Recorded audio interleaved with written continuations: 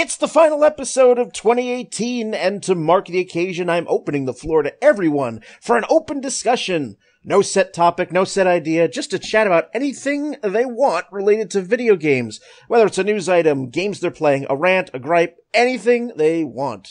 This is the third and final free play episode for Season 8, so listen in because not even I know where the hell we'll go. That'll be next on Downloadable Content.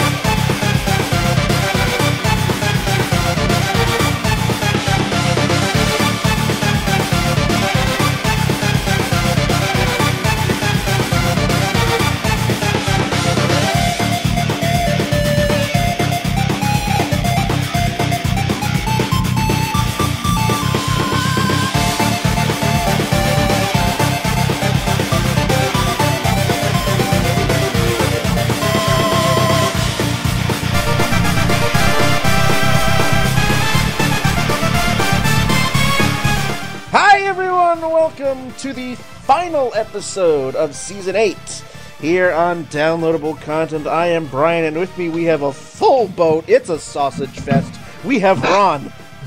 Everyone. We have Ronnie. I'm back. We have Ryan. Hello. Oh god, the alliteration. And Gabe. Good evening. Combo breaker. Oh, we've got all the hours and energy. Oh man.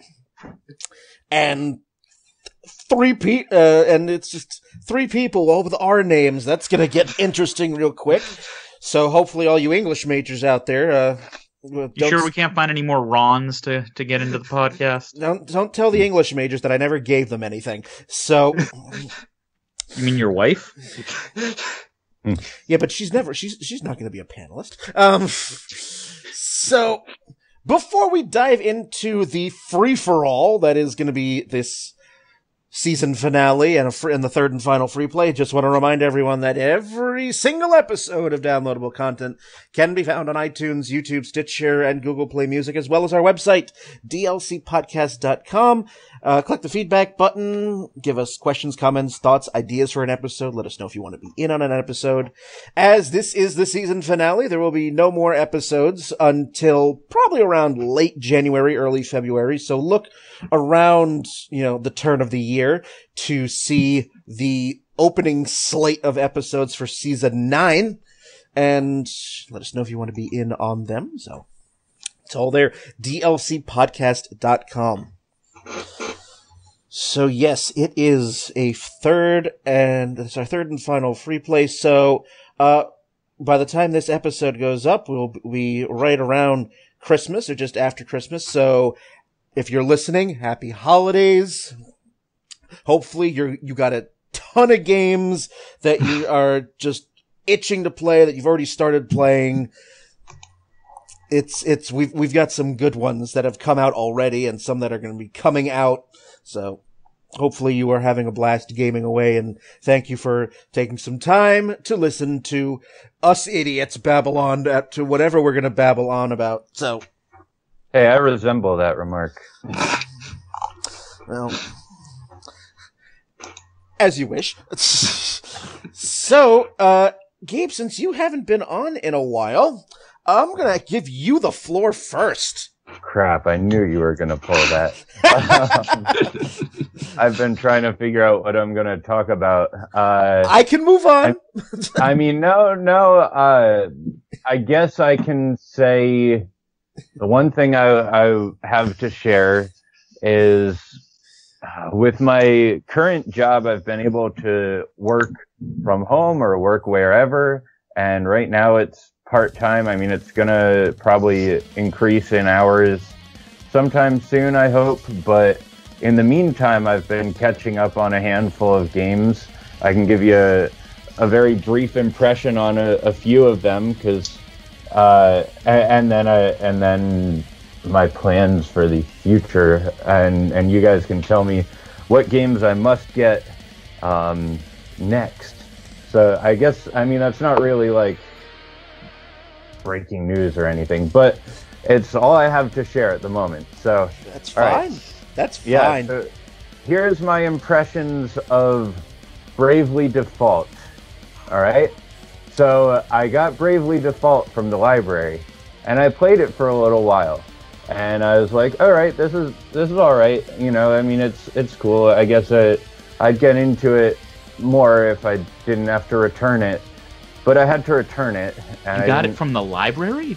Yeah, we have a pimpin' library over here. Anyway, I've never heard of video games from a library. I am amazed. Yeah. So small aside, video games are now the new Blockbuster. No joke.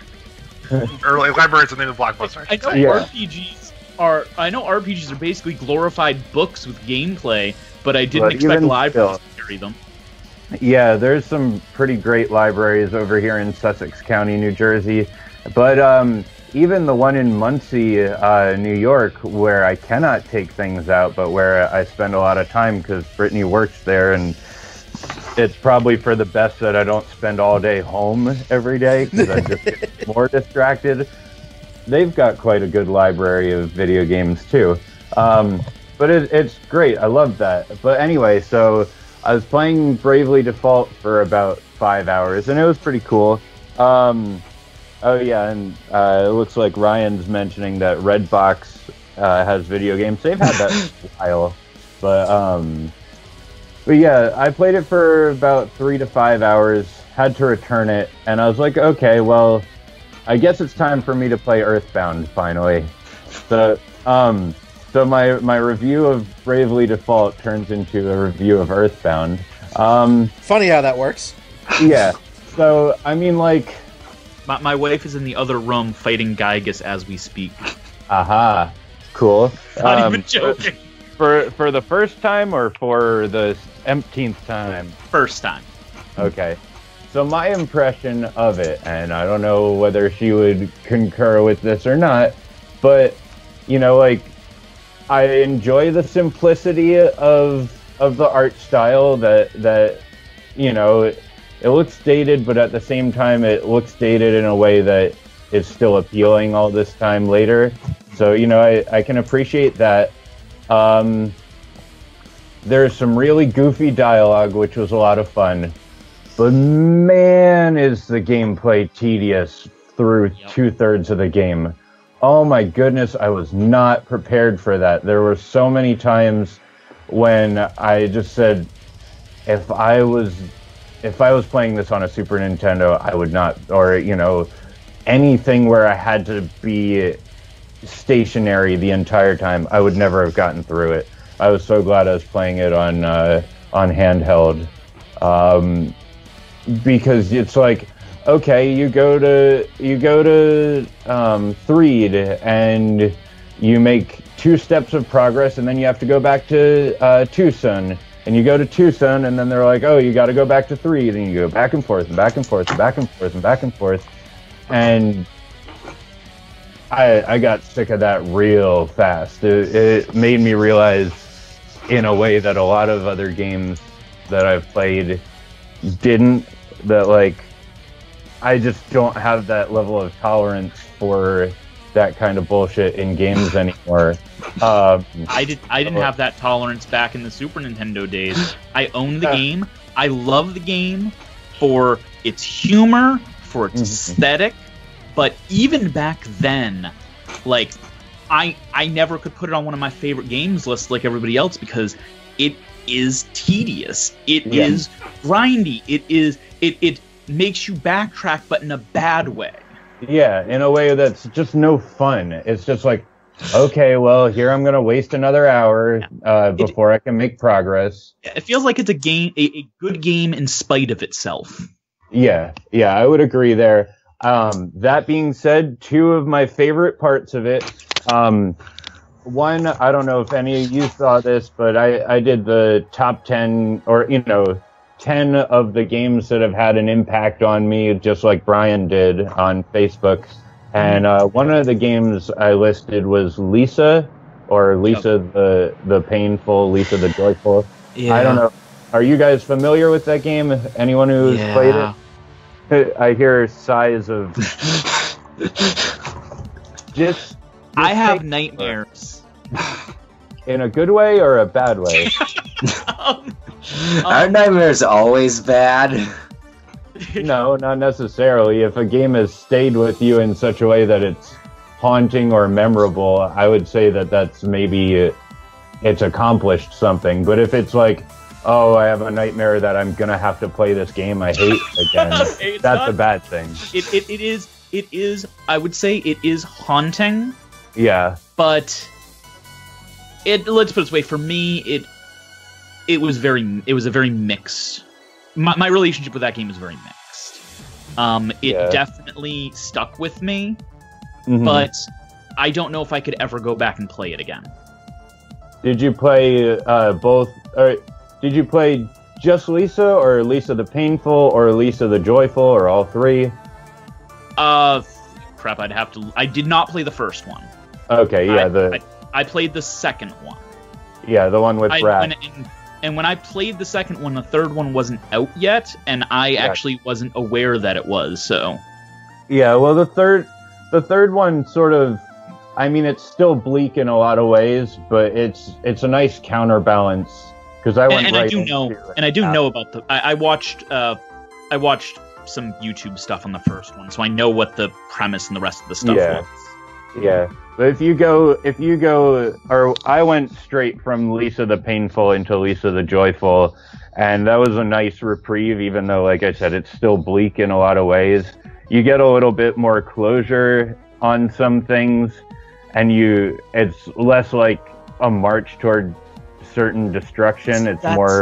That's my issue, and it is nothing to do with the game. The game didn't do anything wrong. It's that I can watch or play or anything really dark stuff, but I have to have that light towards the end. I need to have that hope. And meanwhile, that's a game bent around crushing that hope. Pieces. Well, their tagline is a life-ruining game experience. So I mean, I guess I guess they met their objective, but at the same time, it's interesting because it's humorous throughout, but it just gets darker and darker toward the end. But yeah, I would definitely recommend playing the Joyful as a follow-up, because it gives you at least a little bit. I don't know. It was reassuring to play the Joyful, especially the way that the Painful ends, which I don't have to tell you. But anyway, Earthbound, what I liked about it... Let me just say one thing before you go on with Earthbound. For our fans, if you play those games, which absolutely, if it sounds appealing, play, because they are very good, I would definitely recommend looking into what's in the games if you've been through any kind of abuse or any kind of PTSD, because the game has moments that could bring that out. Yeah, and it does not shy away from any of that. Which is why I wanted to put up a trigger warning, basically, because this is one of those times where it is really necessary.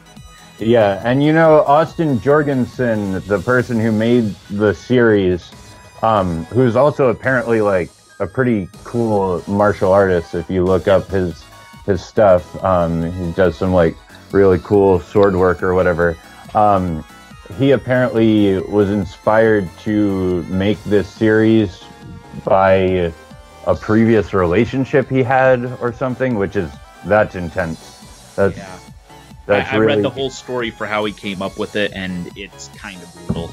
Yeah, I don't know that I read all of it, but it's a story that was really personal, and I'm glad he was able to tell it.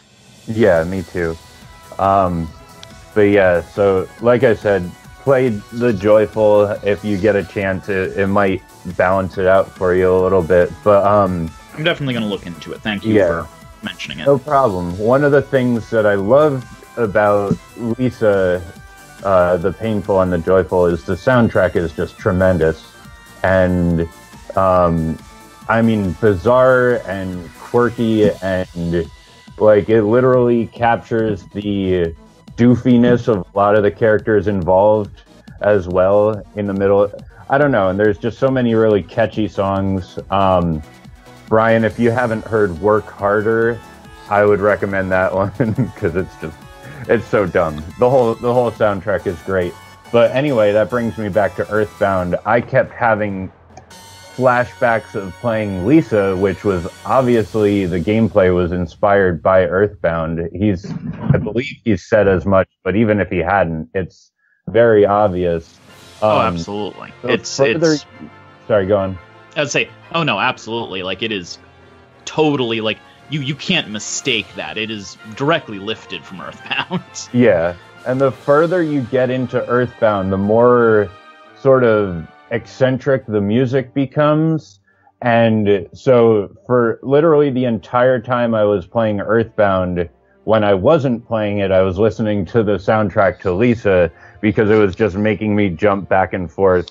And I love that soundtrack so much. And then, again, like you said, your wife is fighting Gygas in the other room. That fight was definitely intense in a very similar way that Lisa is intense in a lot of ways. One thing I'll say, just for everybody listening out there, or for anybody else on the podcast, who might not have known, Lisa is a indie RPG that deals deals with, as you said, very bleak issues.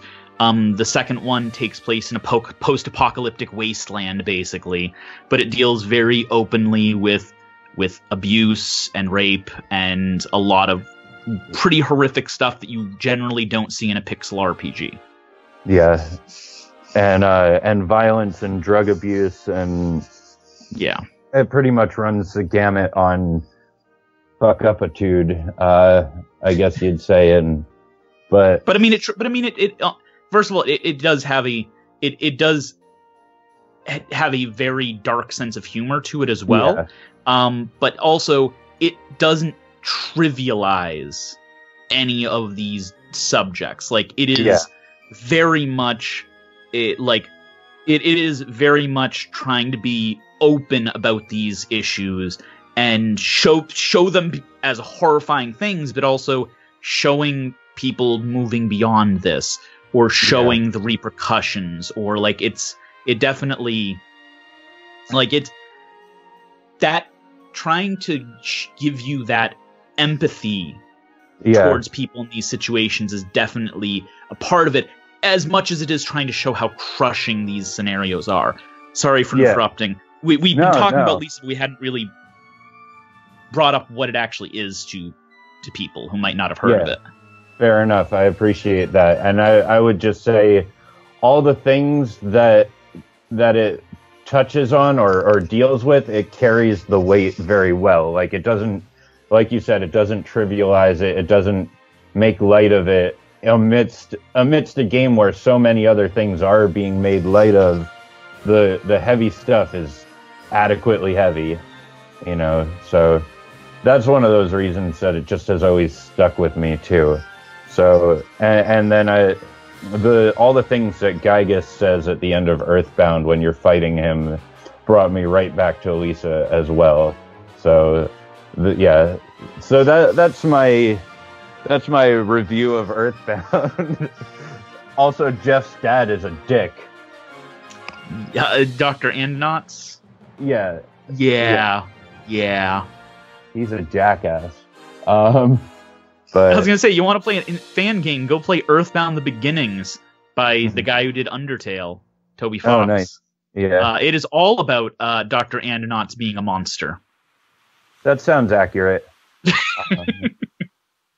But yeah, so other games I've played recently. I've been waiting for like 4 years since I bought it to play A Link Between Worlds, because A Link to the Past is one of my all-time favorites and my favorite Zelda game. And I finally said, all right, it's time. Because, like I said, I was waiting for an opportunity where I knew I would get to play it and not set it down and get distracted for months on end. So I played through it in about 2 weeks.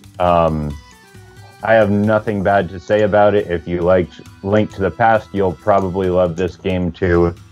it was a great flashback to all the things that make Link to the Past great, while standing on its own as well, with great dungeon design and bosses and all of that. I had a blast with that.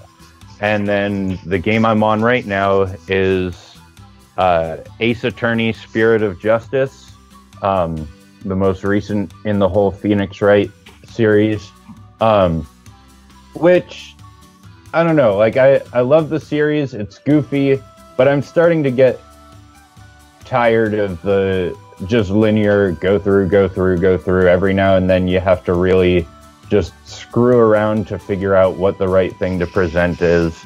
Like, the characters are fun, and I want to know where things are going. And I just got to Chapter 5, which it seems like it's bringing more information on Apollo Justice, who's my favorite in the series. That's why I don't know if anyone has seen my cosplay from early this year. I was Apollo Justice at PAX South, and that was great because everyone would walk by and they'd be like, "How you doing, Apollo?" And I'd have to be like, "I'm fine," because that's a thing. If you guys haven't played the series, then you don't know what I'm talking about, but someone must be out there listening, and they'll know what I mean.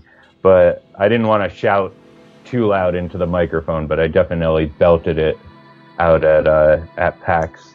But yeah, it's interesting. It's, you know, if I had to give it a rating, I'd probably give it like a 80.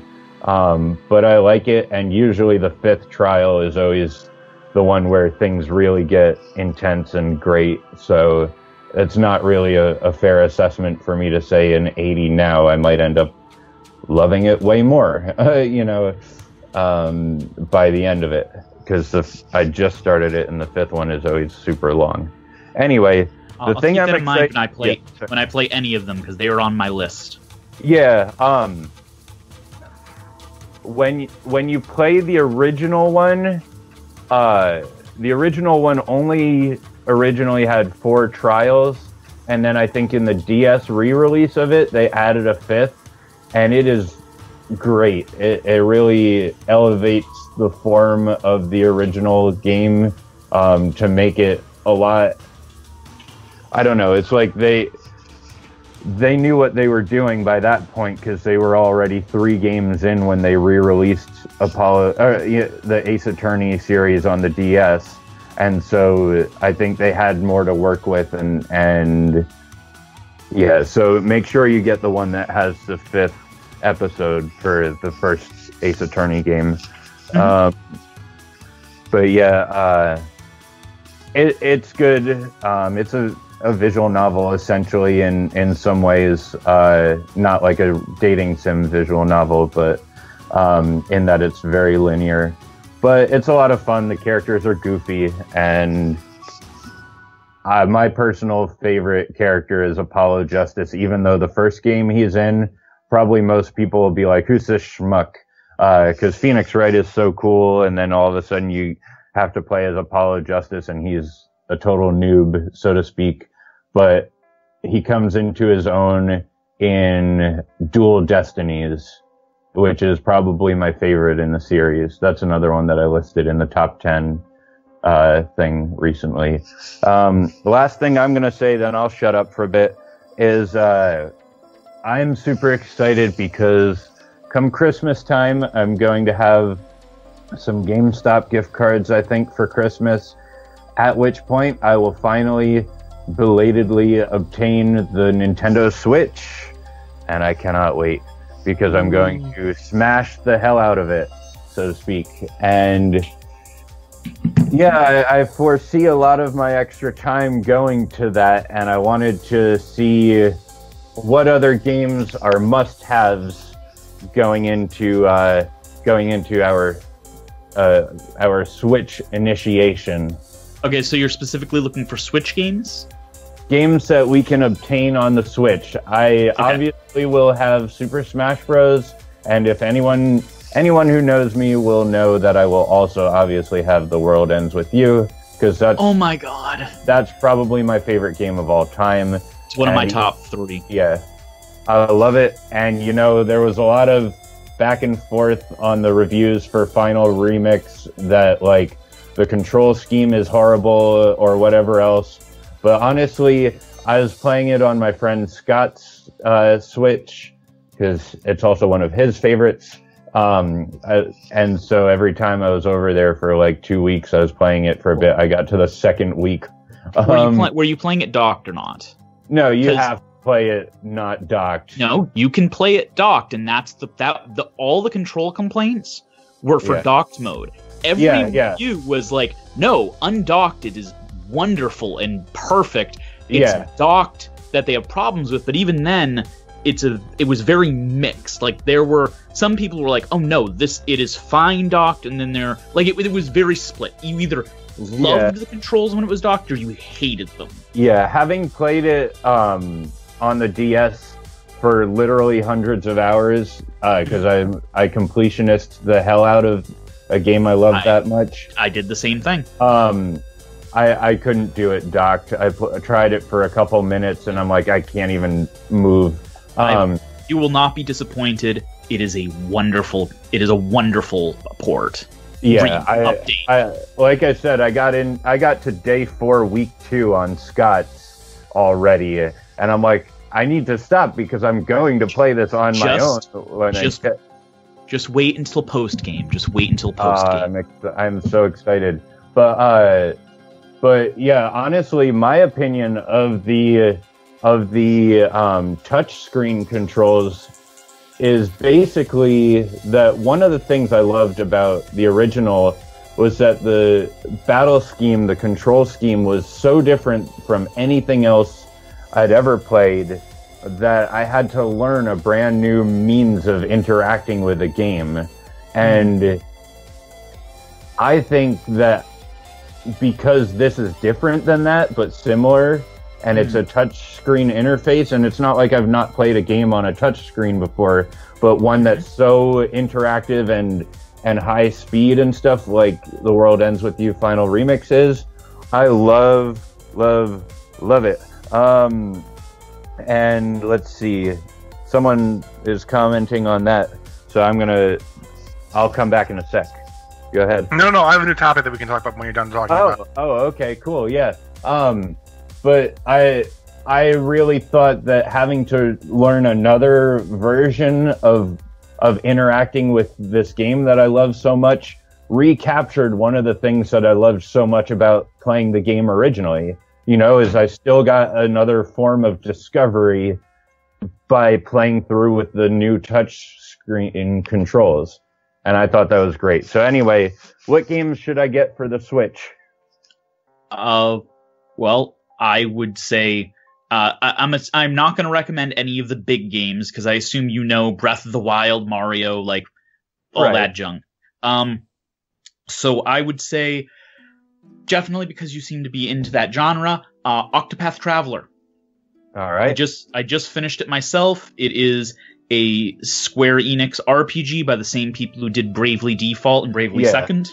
I'm familiar with it, but I haven't played it. But go on. I just finished it.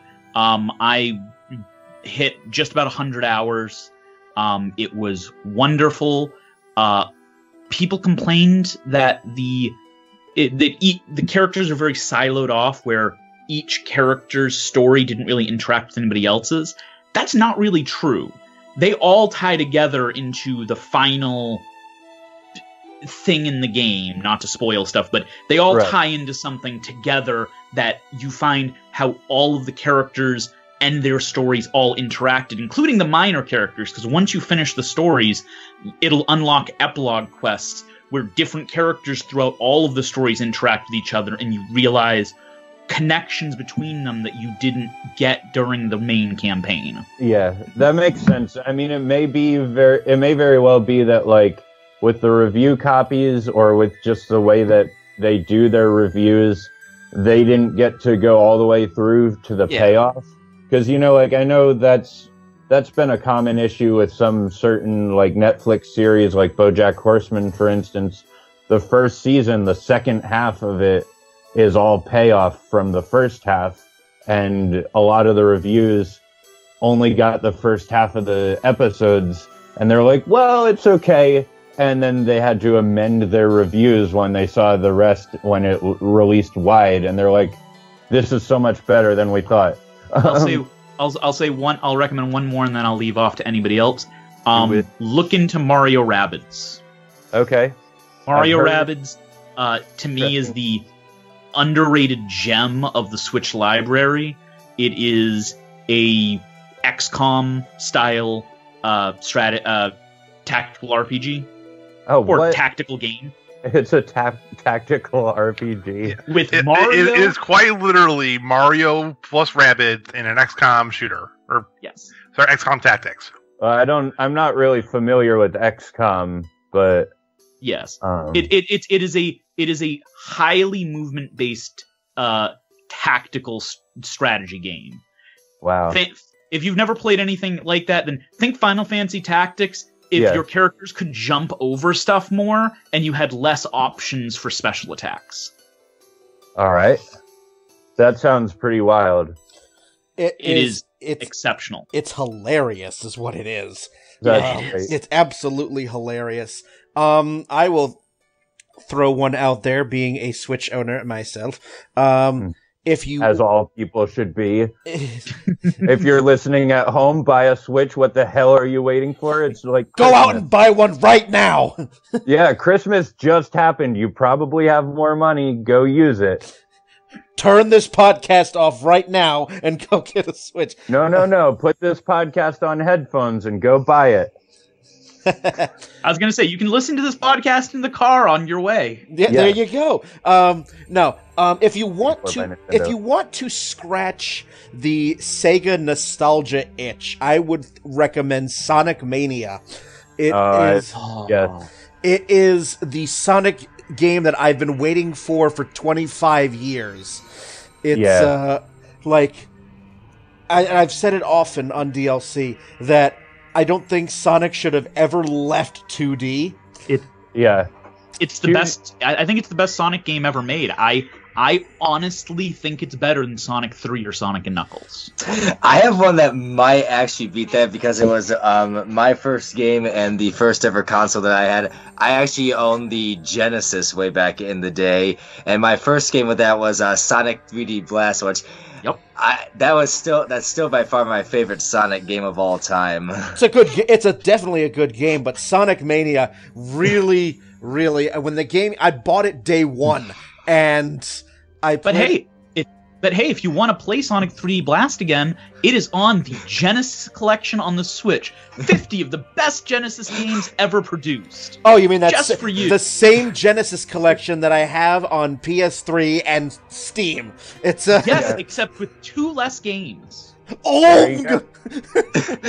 I don't know if it's because they lost the license for them in America, but for some reason there are 2 games that not on the Switch version that are on the Japanese version of the Switch version and on all of the other console versions of the collection. I would have to look. I forget. Okay. All right. I know when I looked it up, I knew what they were. But anyway, so Sonic Mania, I would definitely throw down for that. Sounds good, and that has definitely been on my radar. I would agree. I mean, Sonic seems like he's just most at home in the 2D overall. And yeah, Ron? I was gonna say I have a couple games to recommend too. So go ahead. Yes, lay them on. If you have not played them already, because they're also on like multiple other consoles and systems, Celeste is a really good game that I know is on the Switch, and I think the control scheme of the Switch would benefit Celeste's very tight movements and platforming aspects. Yeah, I played about 20 minutes of it at my other friend Remy's place on his Switch, and it's definitely on my radar because it's had high accolades all year, so I'm definitely tuned into that one, and I will get that at some point too. But I appreciate the additional. If you guys want a physical copy of it, Celeste will be getting a physical release through Limited Run Games in 1st January. Aha! All right. which is like 2 days from the time that you're listening to this. So what are you waiting for? Yes, because they do open pre-orders for their Switch games. You have like, when you listen to this podcast, you will have like 2 weeks to go and get that. So go pick it up because it is limited. Yes. And the other one, Ron? So are we going to assume Pokemon's big enough that we don't have to mention it? Yes. Okay, thank you. That was resounding. I will also mention Darkest Dungeon. It's available on multiple consoles. Ooh, yes. But Darkest Dungeon on a Switch, like that. That's too dangerous, though. I already have it on the laptop, and I sort of had to put it down because A, it's a huge time suck, and B, it's very depressing. Oh, I agree, but like, just the fact that you have Darkest Dungeon on a Nintendo console speaks volumes to how good it is. Yeah. You recommended Lisa, and you're I did, but you know what? Lisa at least has humor in the middle of it. Darkest Dungeon is like, and then you all died, and then your corpses got the plague, and then the plague ate your bones. Yeah, but this game is so good. Darkest Dungeon is one of those rare games that, all of you know how much I hate having multiple copies of the same game. This is one of those very rare games that I am considering picking up on the Switch, even though I own it and have played it on Steam. Did you get hives for buying a second copy? So to Ryan, to answer your question, Ryan, is because he's asked like, what is Darkest Dungeon? Because let's assume for a moment you've been under a rock for 5 years. Yeah, pretty much. Darkest Dungeon is a very brutal and very difficult RPG exploration system with a little hint of roguelike elements to it. It's a roguelike. I mean, it's a randomly generated dungeon crawler with an unlimited pool of disposable characters who come to your town. You level them up and then send them out to their death. And if you're fortunate enough to not just be horrible at the game like I am, your characters might live a little bit. Oh, so it's the RPG version of Dark Souls. That's then. what I was about to go. I'm like, the way I describe it to people is it is Dark Souls, the 8-bit roguelike. The really cool thing is they have a sanity stat which gets affected throughout everything you do, and so your characters can be doing just fine, but they get so stressed out that they die of like a heart attack in the middle of battle. Yeah, they will literally die of fright. Yep. Yeah, and so that dynamic I thought was really exciting. Not in a serial killer sort of way exciting, but I mean like exciting because it's a different thing that I hadn't really seen in another game. And I'm always, having played, close to 200 games to completion, I'm cool with seeing something new that's surprising to me, It's just, I love the story of this game. I mean, it's you do call it Dark Souls, yet I managed this game. It took me 99 hours to beat the game on easy mode. And well, I mean, I love the story because, I mean, not to give too much of it away, but it's like, at the very beginning of the game, you learn that you've inherited an estate from a relative of yours but this relative of yours, he wanted, fame and fortune by excavating the dungeons and the catacombs under the mansion, under the manor that you've just inherited. But in doing so, your ancestor, your relative, has unearthed portals to dark dimensions and has released untold evil. It's very Lovecraftian. Very Lovecraftian. But now you're the owner of this mansion, and you have to hire a cast of adventurers to cleanse the estate of this evil. And that's your basis for the game. And there's I think with the additional DLC, there's something between like 50 and 20 classes of people, all with their strengths and weaknesses, and just as you delve deeper into this, the story unfolds in such a beautiful way. And once you realize, that permadeath is a thing, which you find out very early on that... it is not only a thing. Brian, correct me if I'm wrong on this. Please. Yeah, go on. I believe for you to beat the game, you have to literally send in one of your 2 best crews into one of the dungeons and have them die. Am I mistaken in that understanding? You are not wrong. It is a thing that once you finally unlock the darkest dungeon, that, it depends on how you play it. It's not always the case. Alright, because I tried playing Darkest Dungeon, and I mean I tried. I gave it like 50 or 60 hours. Well, you're 30 hours too short, obviously. Here's my problem, Brian. And here's my problem, and this is a fault with me and not with... I would say it's a fault. No, you've already admitted fault. It's your fault, so go on. I would say it's mostly a fault with me, but it is a fault of the game. If you try and do a no-death run, you are asking for so much hurdle and so much RNG. It is 99 times out of 100 simply not worth it.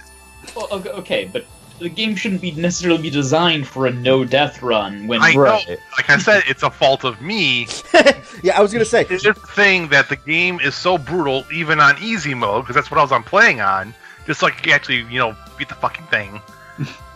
I even playing on easy, there were still times that I could not progress forward in the story, or the next dungeon, or next level of the dungeon, or the next boss, simply because 3/4 of my party was totally fucking batshit insane, and I couldn't throw them into a dungeon without 3 of them dying.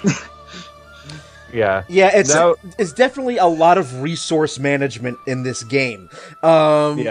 It's a ton of fun though. I absolutely love, whereas Dark Souls frustrated the fuck out of me, Darkest Dungeon didn't.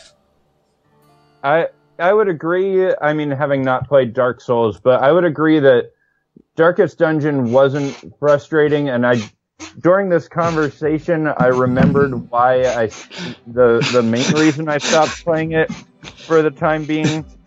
I will go back to it, but there's a particular, and I mean, this is my fault, I'll admit this one. I don't mind the fact that some of my characters are gonna die. I mean, that's part of the point of the game, right? But there is an achievement, and again, I shouldn't be achievement hunting for the sole purpose, but if I'm playing through the game, I want to at least get the achievement where it says Dismas and Ronald make it to the final Darkest Dungeon quest, the 2 characters that you start with, and I was doing really well with them. And then, I went in what should have been a pretty relatively easy mission, and I don't know, something happened, and Ronald got killed, and I was 15 hours in, and I was like, damn it, I'd have to start all over. I don't have the time to start all over right now. I'm, I don't know, I got a total party wipe with most of my best characters, and I was like, I don't have time to rebuild right now. The game is a meat grinder. It is absolutely a meat grinder.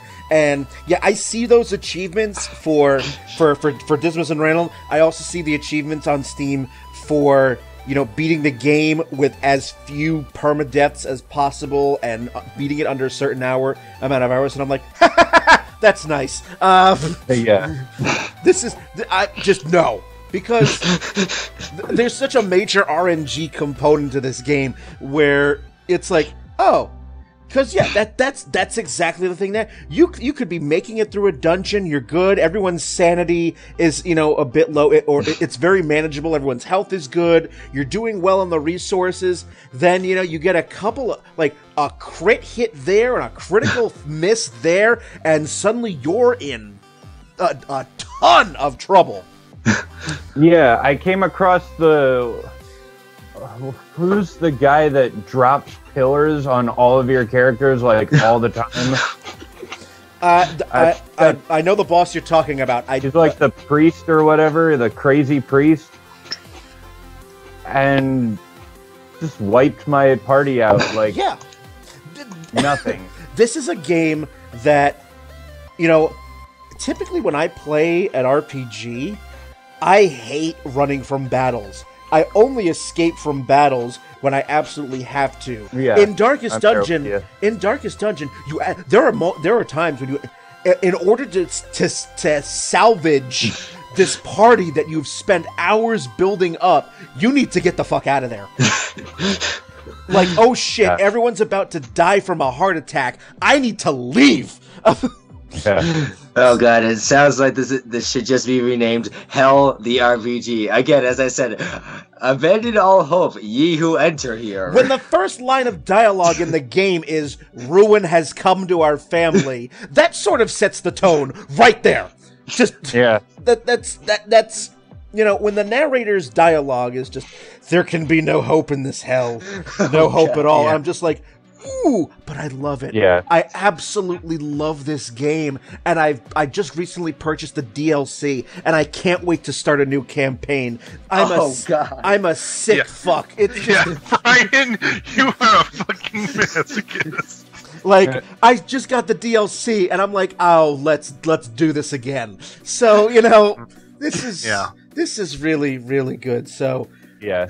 So again, those are things that are not just Switch only, but they are worth the time to play. Yes. And if you want to hate yourself for that one, anyways. Yeah, if you want to hate yourself with Darkest Dungeon, go right ahead. If you want to have a very emotional platforming experience with some really, really good music, you play Celeste. Yeah, I definitely want that.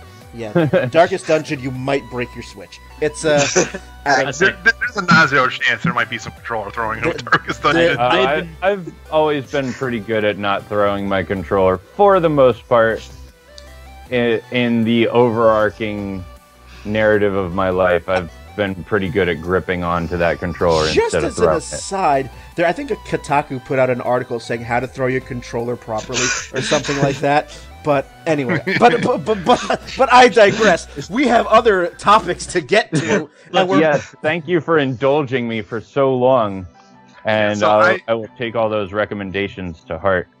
Oh, don't. So I will like to jump back onto a thing that was mentioned previously when someone was talking about the new form of interaction with video gaming. Yeah. So we have another year of VR being a thing. And we're finally at the point now where we actually have games that are worth playing in VR that are VR only. Yeah. I'm still gonna puke. I know, I understand that.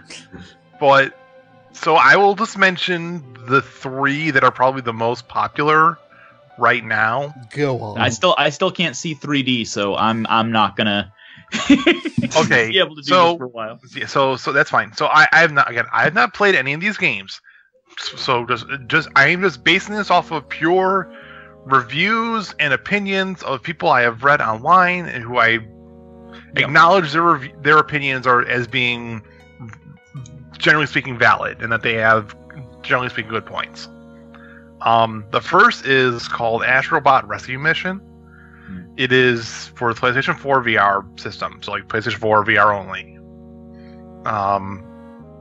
And I have not seen too much of this, but from my understanding is the controls for it and the general tone of the game is so enjoyable that even for $40, it's really, really good.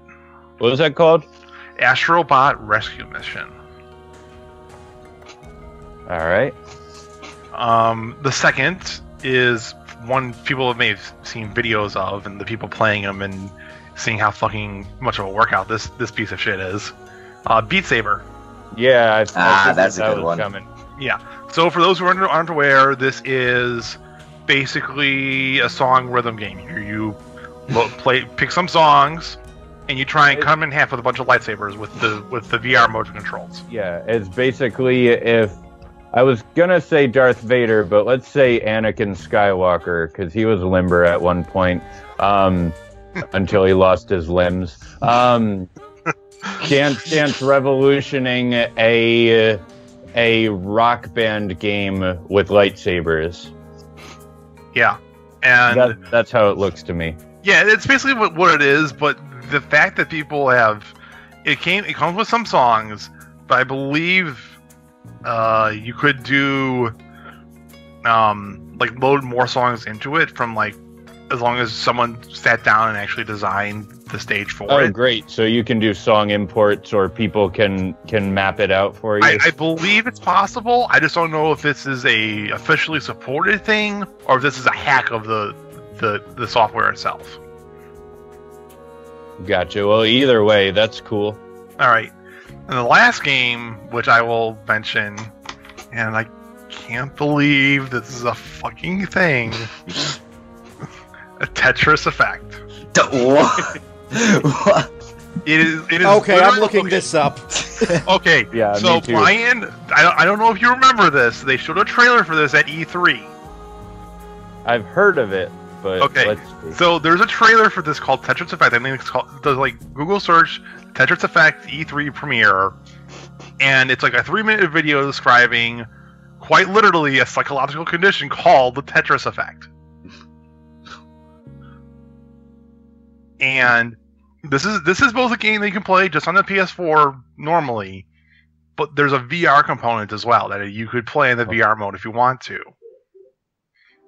And the VR mode is what's really making this game sell, is because the immersion you get with the game and how the music in that is playing while you're playing the game interacts with the movement of the tiles and the movement of the blocks and the tetronymos, which is the actual fucking word. The blocks are called tetronymos. Tetronymos? Yeah, tetronymos. Tetrominos. Tetrominos. Tetramino. Yeah. Tetrominos into position, and it's lining up with the music, and the music responds with like hitting a line or hitting a Tetris. Even you get a nice visual effect and a nice audio cue of like a beat of the music to swell with you.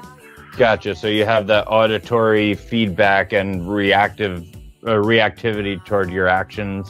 Yeah, and so like the Hannenbau stage or Space Invaders Infinity Gene, some other games that do that, but that's always a really cool effect.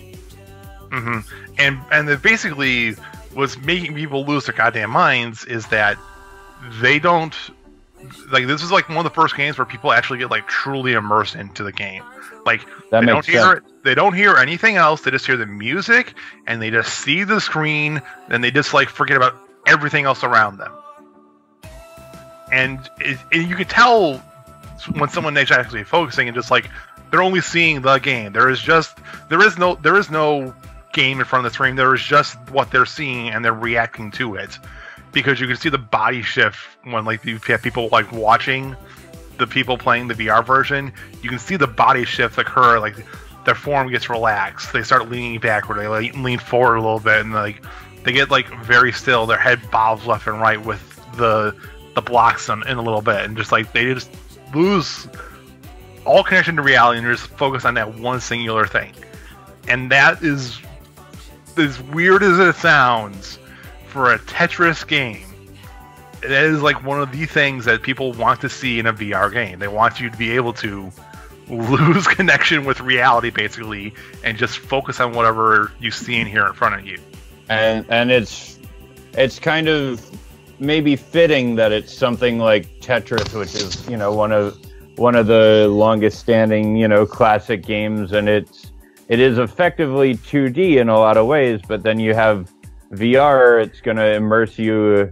Like, Tetris was one of the most immersive games ever, you know, for the longest time, right?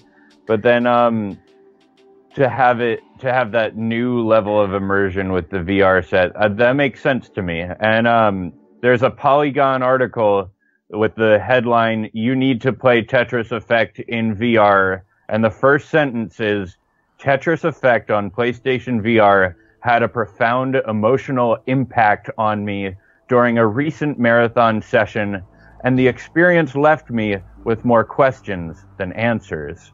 So I'm there with you. Like, it sounds stupid. It sounds weird. But then you I watched someone playing, someone was playing this in VR, and I was just watching from my monitor, and I'm just I'm literally just watching the gameplay of the thing, and I'm watching them play Tetris Effect. I nothing else. I'm just watching them play, and I'm listening to the music and things like that. They're playing the level, they're going through the stages, what have you. I look over to my clock. 90 minutes have passed. I just do a straight double take of what? I've been watching this doofus play Tetris for 90 minutes, and I didn't even realize that much time had passed. That's crazy. And that's the reaction I get from watching someone playing it. Imagine him actually having the damn thing on your head.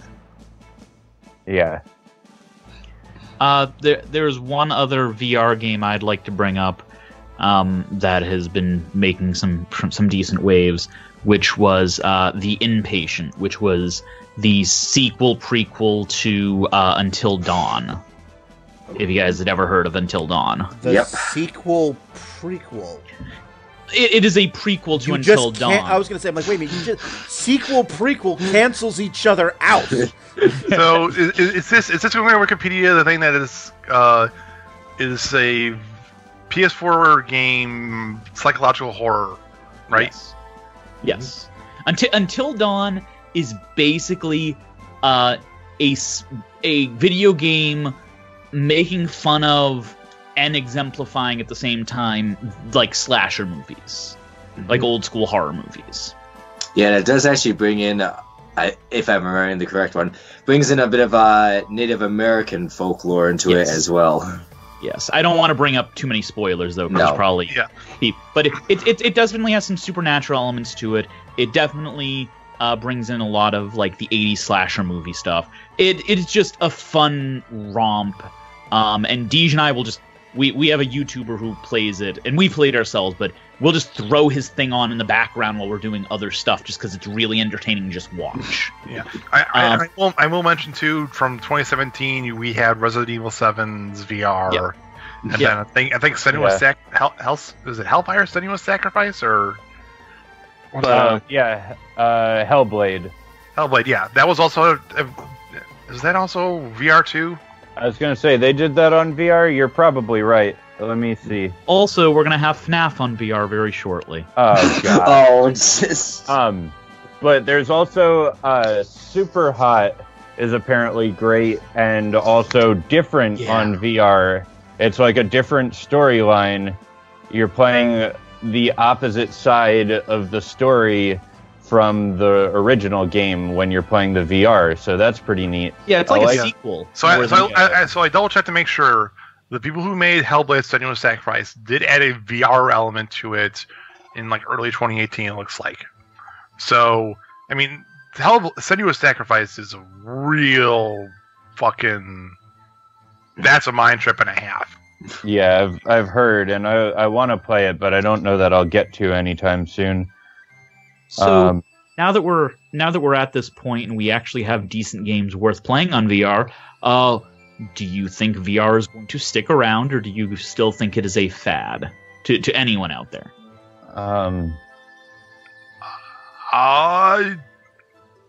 I think, for me specifically, it's starting to build up steam. It's at that moment where it could fail and fall and die, and we don't see it again for another 20, 25 years. Or a game comes out that makes people go, okay, VR is finally here, we need to start paying attention to it. I don't think we're there yet. I think the big thing we need is we need a VR that is not associated, that is freestanding, that is not that you don't have to hook it to a PS4, you don't have to hook it to your computer, something that is its own freestanding console, and that's when I think it'll start being taken more seriously. So like the Switch version of, like the Switch style of a VR, yes, you know, that you can, or the Virtual Boy, but done right. Right. Yeah. I mean that would help too, but even if there isn't that technology getting there eventually, mm-hmm. It's probably gonna take another 5-10 years probably before technology gets there. I just think that'll make it like people will take it more seriously and won't just see it as an add-on. Yeah, yeah, I get you, but I think but technology may be there eventually, but there needs to be a reason for you need to give developers a reason to hit that thing, and I don't think we're there just yet. There is no. I'm sorry, it's not you. I just had the image of somebody wanting to take the PlayStation VR portably for some reason and just having a PS4 hooked to their belt. Just I didn't mean it that way. Hooked on. Yeah, and then like a power pack on their back, and that's the image in my head right now, and I can't get it out. Yeah. So the point I'm trying to make basically is to compare it to other media. We need a dot hack. We need a Sword Art Online type game to actually make people care about VR as a whole. We need VR World of Warcraft, and I'm only halfway joking when I say that. Yeah, I know that, but you're getting what I'm saying. We need an immersive game Absolutely. with storytelling, really creative combat elements, beautiful graphics, and amazing audio to make people look at VR and think it's not just a fad.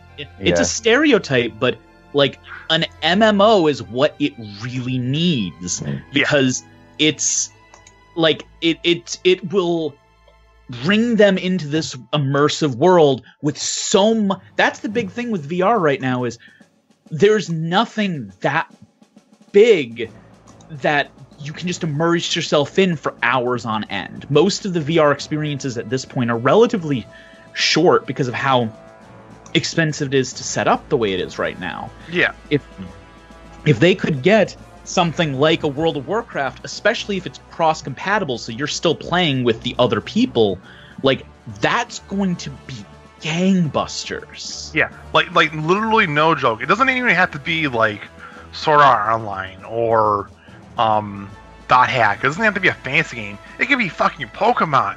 I'm not kidding.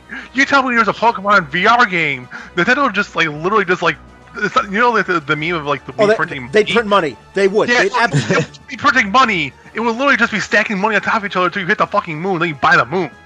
That's how much money it would make. Well, that's what I was gonna say. That's kind of what people thought Pokemon Go was. It's a little bit fun. It's a little. Okay. Sorry, I didn't mean to cut through everybody else. A VR Katamari would be great. Oh. I would be lost. Just released on the. I say just released on the Switch. The new Katamari Damacy remake of the original. Yes, which I've played like 2 or 3 remakes of that, so I'm not in a great hurry to play the same game again. But that'll be my first time playing one of the Katamari games. I'm currently waiting to see if a physical version will manifest itself before I pick it up. That's why I hadn't played Celeste yet. I knew a physical version was going to come eventually, and then they just announced it. Yeah. Cool. So again, I think VR is almost there. We're just waiting for the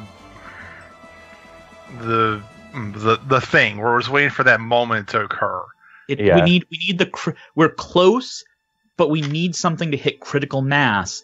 And the problem is, if something doesn't come to hit critical mass, it'll start. What we currently have will start to atrophy. Well, and that's the big thing, is they got to do this. They got to hit while the iron's hot. Yeah, to compare it to a modern day engine, we're at the spark of the ignition. We're just waiting to see if the actual pistons are going to start turning and continue the motion of the engine. Here's my sort of unassailable stance on it because I'm going to say like, well, it could be this or it could be that. So I'm covering all the bases, but I think that VR will continue to be a thing, whether it ends up looking like it does now, or more likely it ends up evolving and sort of growing in a way that makes it come into its own more than the current, like, a lot of the games have such clunky interfacing, it seems like. And I think once they get the interfacing down, it's going to take off. And I think a lot of that's based on the fact that right now, I think many people are trying to think of the VR interface too similarly to just any other video game interface. And I think when they get out of that mindset, it's going to take off. And so I think VR will stick around, but it may not stick around in the way that we envision it now. And my personal choice for a game that might make VR take off, or might make people notice VR more. And I don't want to be like the person who makes a Rick and Morty reference, but here we are. In the episode where Morty plays Roy, a life well lived, and he thinks he's just in the life of someone else from, birth to age 55. Something like that, where you just completely lose your existential grip on your own reality and get immersed to that point. I think that's when VR has really succeeded. And it's out there. It's on its way somewhere. I don't know what it is, but it's out there. Well, we're right now basically in like the 16-bit generation for the VR, because we're past the very first stages when they were doing stuff in the 90s that kind of ended with the Virtual Boy. But I mean, we're really in the infancy of VR, assuming it continues. And we'll definitely, like, when we were playing the NES, we had no idea what the PS4 was going to look like. Right. And we're kind of in that point with VR, because like as VR becomes more of its own thing and people realize you need to design for VR, you can't just take what you learned about design regular video games and transpose it over. Just like you can't tell a story in a video game the way you can tell a story in a movie. Like, they're very different. You need to be aware of that. I think we're going to see a lot of evolution in VR, especially if it takes off and continues. Otherwise, it'll be a much smaller thing. I don't think, with how much money has been thrown into VR, that there is any chance of it dying in this generation. Yeah, I would agree. As I say, these companies are not aware of the sunk cost fallacy. They have spent enough money, and I'm reasonably certain, even if they are losing money, they will continue to funnel money into VR because they need VR to be a success because of how much they've already spent. And I don't think it's going to lose them money, but I'm just saying, even if VR isn't that big of a success, I feel like they're not going to cut their losses. They're going to double down. Yeah, I mean, the holodeck is the end goal here. No, holodeck is one step back. What we're looking for is Matrix, where you literally jack in. Oh, okay. So can we not have fucking cyberpunk like hackers and god? Listen, it's not 2077 yet. Like we're still about, I don't know, 59 years away from that. Can we not have? I'm waiting. I want to get stuck in my Sword Art Online. I want to have to be put in a hospital so that I can fight fake creatures in a video game. I mean, I'm not saying that wouldn't be cool, but like, I'm not saying you're wrong. What? You recognize there are problems with that. Well, more likely hackers will put me to sleep while I'm in the game, take everything in my house, and then I'll wake up with nothing. Or even better, if any of you guys have, well, I don't know if you've seen it or not, altered carbon. It could be even worse when you end up in someone else's body. Oh, joy. And, as soon as the porn industry figures out how to make VR a thing, Can we not talk about the... Never mind. I mean, every technological advance comes back to porn. Yeah, Brian, you're exactly right. Once VR porn becomes a thing, then VR is set. It is. That wasn't my comment was not meant as a joke. That I'm dead serious. A lot of our home media technology, our acceptance and the improving and upon it is related to sex, because it goes all the way back to the beginning. Sex sells. So once the porn industry figures out how they can benefit from VR, it's staying. It's already done. It's not widespread yet, but it is they already have setups to use it. So you want me to tell you something more bizarre? You already can get on your 3DS 3D imaged porn on it. Do you speak from personal experience? No, I was actually told this and I looked it up. But you know me, if I had looked it up, if I had been the one, I would not have any embarrassment telling you. That's yeah, I know. I absolutely know. No subject is taboo here on downloadable content. So. Yeah, again. Plus the content warning, we've talked about rape, suicide, murder. We're talking about porn. We've gone into porn now, and we have gone well over an hour in this first half, and we have 3 people to go. So, well, why don't we take a break, shall we? Short, I promise. so might be the second longest in the second half, but we'll see. We'll see. So we've got Ryan, Ronnie, and myself to cover in the second half. So while we're talking VR here, we're gonna have some music. Or maybe if you put on a PS4 headset, maybe you'll become the music. Here I am talking about VR like it's an LSD acid trip. Like, you mean it might as well be with Tetris? Jesus. Yeah, and it might as well be. So we are going to continue on the second half. Our season finale, our free play, will be back.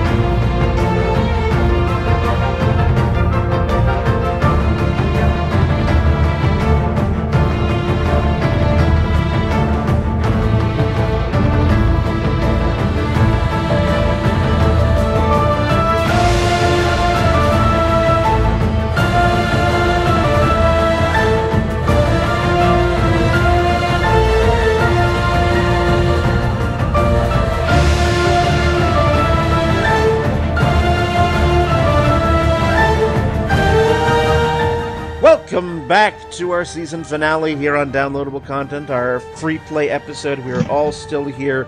We have not been sucked into the beautiful world of Tetris colors yet. Yet. The big qualifier here. Well, we can thank Ron for the acid trip later. Yeah, you're welcome.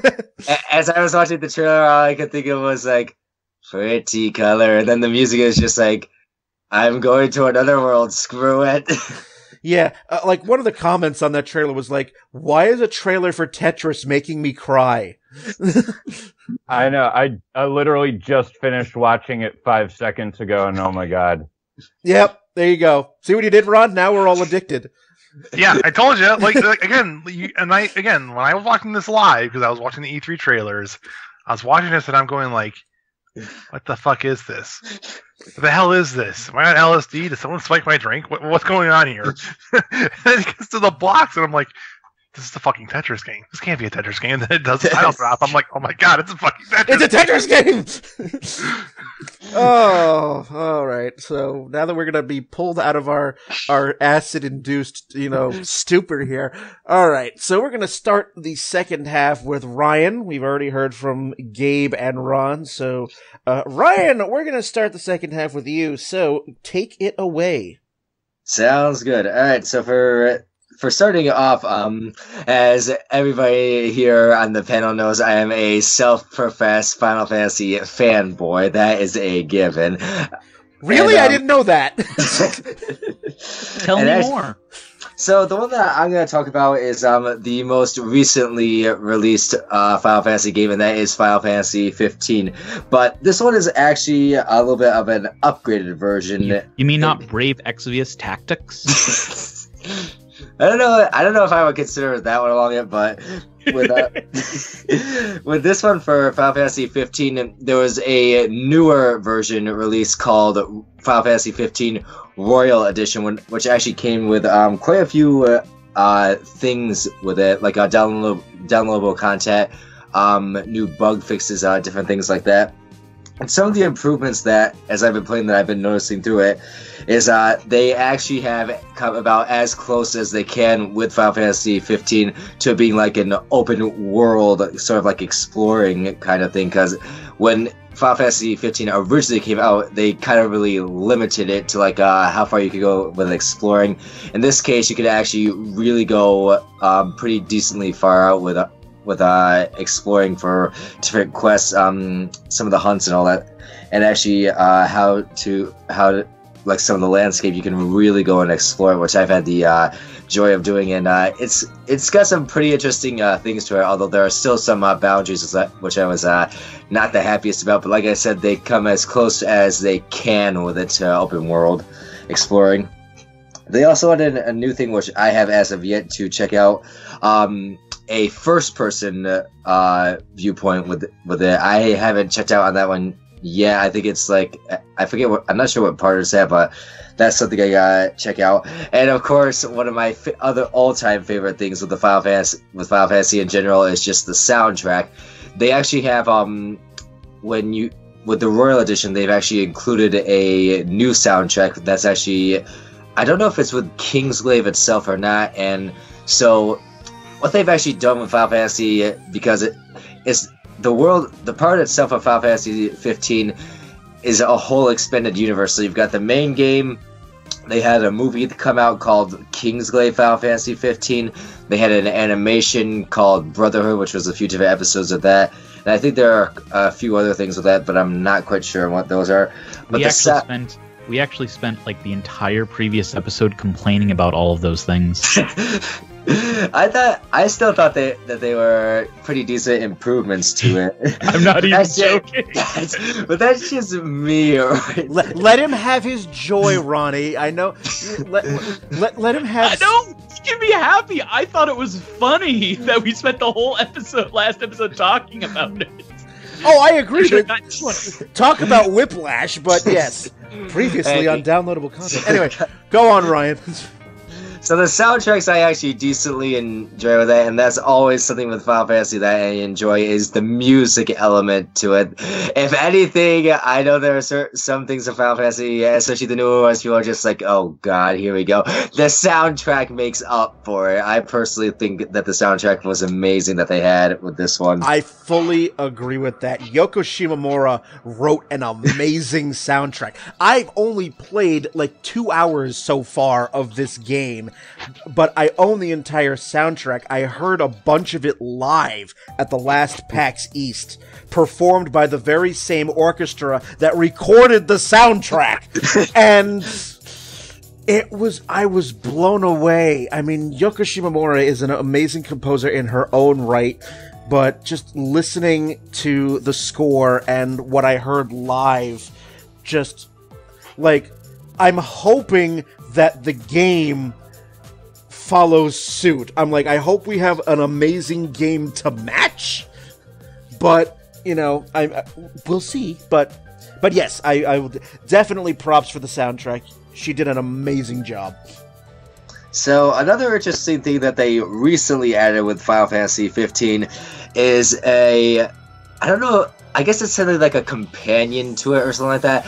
It is called Terra Wars. So I'm not fully sure on where exactly they're trying to go with it. I've heard that they're trying to develop something with it, but basically from what Final Fantasy 15 showed with Terra War, it's like this completely separate storyline that you can still access. There's a certain place that you can go to actually access what it is.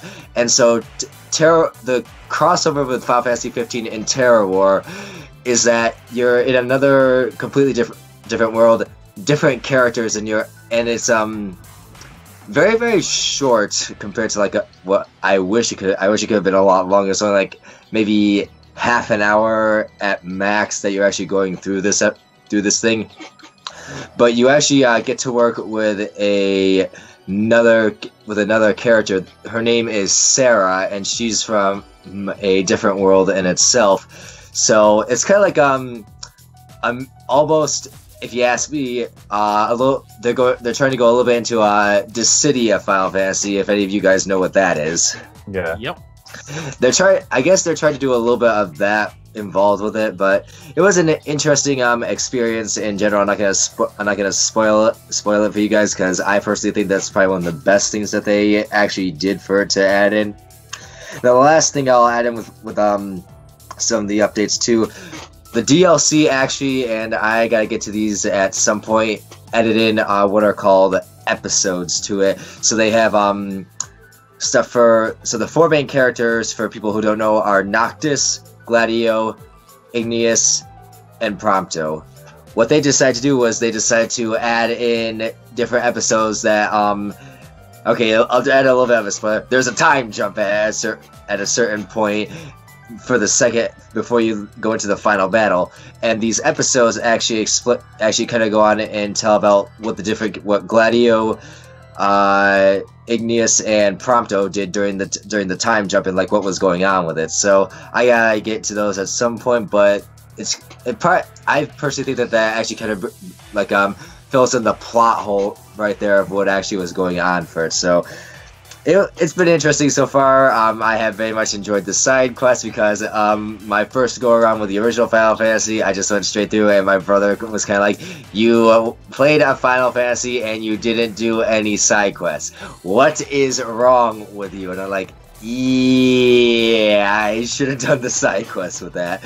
But yeah, I'm going through that with the side quests, and I already know how it ends because, like I said, I played through it before, just didn't do the side quests and stuff, but I so far have been really enjoying what's been going on with it. Of course, the scenery is amazing. Square Enix never fails with the graphics. That's just something that they're known for. And of course, the soundtrack is amazing. Plot could definitely be better, but overall, I'd say I'm definitely still enjoying Final Fantasy 15 as I'm going along with it. All right. Good. It's, I started Final Fantasy 15, and then a bunch of other games came my way, and I put it down because, a Steam sale happened. That's what happened, because that's what usually happens. You're like, oh, Legend of Those Heroes things do occur on a pretty regular basis. I'm like, oh, Legend of Heroes Trails in the Sky, the final chapter is on sale. Yoink! Like, oh, I'm gonna get this game and this game and this game, and oh, Dragon Quest XI is on sale for 40% off. Yoink! So this shit happens. So I'm hopefully going to I know what games sucked me in. Hollow Knight. That's what happened. That game was on my wish list, and that got a big markdown, and I went, yoink, and I played it, and I've been like, I'm 20 or so hours into the game, and it's beautiful, and it's depressing, and it's fucking difficult. So how bad was your wallet crying after all those deep discounts with Steam? After the yoinks? After all those yoinks. So it's like, I knew that, like, when the Steam sale was coming, I'm like, whenever a Steam sale is happening, I'm like, is this long enough so that it actually overlaps with a payday? Yes? Good! If it doesn't, I'm going, well, I'm missing this one! Because it's very easy to not buy games on Steam during a Steam sale when you're broke! So, yep. It's like, and that's what happened this Black Friday. It was not a pay week, so I get like 8 trillion emails from all the businesses that I've done. ThinkGeek, Amazon, GameStop, all these things like buy, and I'm like, well, it's not a pay week, so delete. Very easy to ignore major sales when you don't have a penny to spend on them. So. Yep. If there is time, if you allow me, there is a second topic I want to go into as well. You've only eaten up 10 minutes, so okay. Actually, in that case, then I could go into 2 other things. So the first thing, I will go into, and yes, I know exactly what reaction you're gonna say. Do I care? Hell no. The next thing I will go into, Kingdom Hearts 3. Before you say anything, I have read the articles. Development is done, and they do have the release date for January 29th, which is 6 days after my birthday. So it's just like, I don't care. That's gonna be my birthday present, probably. I do realize. And I only have one thing to say to that, Ryan. I know exactly what you're gonna say. Allegedly. I'm reasonably certain Brian just says that as trolling at this point. Allegedly. Yeah. I mean, to be fair, Brian has stated, and I kind of agree with him. Till I have the fucking disc in my hand, I don't think I'm going to believe it's real. It's Square's Duke Nukem Forever is what it is. It's basically that. But anyways, so some things we can expect to come from that. We've already seen the trailers for like how many different worlds are going to be involved. They're bringing in Tangled, which I am very happy about. So they're bringing that one into it. Sticking with some of the classic ones, Olympus with Hercules. I think they're doing some stuff with The Little Mermaid. They're bringing in some interesting things with the Pirates of the Caribbean, because I saw the trailer for that and actually just seeing that, and I'm just like, that actually looks cool. But my other favorite one, they're bringing in the stuff for Big Hero 6. That was one of my favorite movies that came out, and I love that. You have taste. This is true. What surprised me, though... what actually surprised me, though, the 2 worlds that I was like, wow, I'm surprised they're bringing that in. Toy Story they're bringing in, and also Monsters, Inc. as well they're bringing in. I was like, that's... Yeah, because they finally had 15 years worth of Pixar bullshit they can pillage and plunder that they didn't have really access to before for Kingdom Hearts 1. And then for Kingdom Hearts 2, they didn't really consider it because they still had the rest of the animated library of Disney to play with. Oh yeah, absolutely. And that's part of the reason why this game is taking 4,000 years to develop, because in the ensuing time, Disney has purchased half our childhoods. This is true. I'll be interested to see what they bring, if they even had the balls to bring in stuff from Star Wars. Yeah, I was gonna say, I fully expect to see a bunch of Marvel and... I was going to say, you do realize there's still a non-zero chance that both Marvel and Star Wars show up in some fashion. Yeah. It doesn't even have to be anything major for Star Wars. It could be a fucking Star Destroyer for the Gummy level. That would be it. That's all they have to do for Star Wars. People lose their goddamn mind. Yeah, and so that's... I mean, I'm aware that's why it's taken, because, in the meantime, Disney's like, I'm going to buy this and this and this, and what are monopoly laws? But, So, It also showed another thing in our trailer. They're going back to the whole classic thing of, I think it's going to be a platformer where they're going to like the black and white early Disney stuff. I think from what the trailers show, they're bringing in a platformer kind of mini game if you go into that world or something like that. Or that's from what the trailer showed. And then what's going to be even more interesting is to see how supposedly Kingdom Hearts 3 is going to be the whole end of like the Keyblade War, and where you had like all Organization 13, the Nobodies, the Heartless. Supposedly they're going to wrap that up, and it's going to be interesting to see how they do it. And myself and probably everybody else is also thinking, because of the main characters, they're going to be like, okay, so how are you going to bring an end to like the whole thing with Roxas and Naminé? Then you've got Riku with Mickey as the king. What are they going to do for wrapping up that? Then you have the whole crap with Birth by Sleep. What are they going to do to bring that? Because they already show they're doing interesting things with Aqua. What are they going to do with Ventus and Terra for that one? Because apparently from what some of the other stuff showed is that Ventus, his heart is actually in with Sora. So it's gonna be like, where are they gonna go with that, for instance? Can I just say briefly that there's so many fucking games that got released since Kingdom Hearts 3 or Kingdom Hearts 2 that no one's really played unless you're a diehard fan of it. That there's gonna be so much bullshit that's gonna need to be explained. You need Jimmy Cricket there with the goddamn like record scratch. So you're probably wondering how we wind up ourselves in this situation. Jiminy Deadpool. Okay. I would not be surprised, like, as we're going through stuff. That's literally why I think the developers are saying, okay, you have this much time before doing it.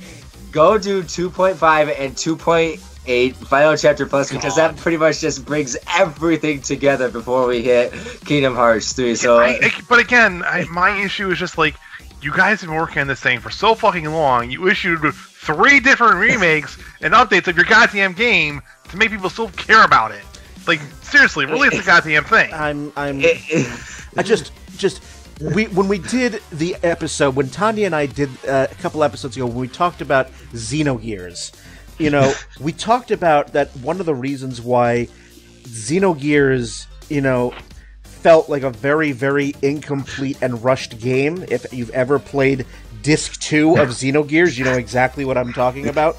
Because it was. It was because at the outset, Square gave the development team, they said, you have 2 years, that's it. and so with something like this, I'm like, whatever happened to you have 2 years, that's it? Now they do that to smaller projects so that a smaller project doesn't eat all of the money forever. They don't care if a larger project eats all the money forever, because they're going to get that return on investment on these big games. Yeah, they then also decided to add in this whole. But 12 years is a bit excessive, I think, by any reasonable expectation. How can you sustain the hype for a dozen years? You don't need to sustain the hype. The hype doesn't matter. Cow. Like, the hype is ultimately pointless. The hype keeps people talking about the game so that people will play the game. But here's the thing. Once you have a large enough fan base, the hype is basically meaningless. This isn't a professional machine, though. It's like eventually the fan base is going to die just from the lack of interest in the game, or age, from old age, or age in some cases. I mean, okay. Case in point, we're talking about age here. Chicago Cubs. When was the last time they won a World Series? Okay, wait.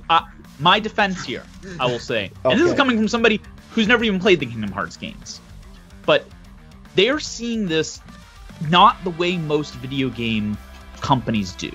They are looking at these games as a long-term investment. And I'll take it this way.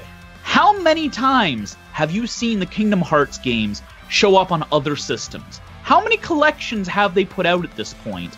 They have always kept the Kingdom Hearts games in the current generation of consoles. I will admit they have at least always made sure that Kingdom Hearts is a thing that you could have access to on PS3 and PS4 and Xbox One and Switch and I was going somewhere. and But the premise I was getting at was, so they've been doing that on purpose. And with Kingdom Hearts 3, they want to make sure that they nail this out of the park. They don't care how long it takes, because they're looking at this more the way an author looks at books than a company looks at a video game, in that they intend this game to have a long tail. They don't intend this to be a game that... Most games, you put them out, they sell 90% of their copies in the first month, and like 50% of them in the first week. And then they drop off majorly. And you'll still sell a couple copies, but you could have a game not sell after the first month, and you still would have almost all the money that game was ever going to make. There's a couple of exceptions, Nintendo first-party titles being first among them, but Square views Kingdom Hearts in the same way. That Kingdom Hearts 3, I guarantee, will get a release on whatever the next generation of systems is going to be. And we're going to keep getting collections for each generation as long as they keep the series going, and probably longer.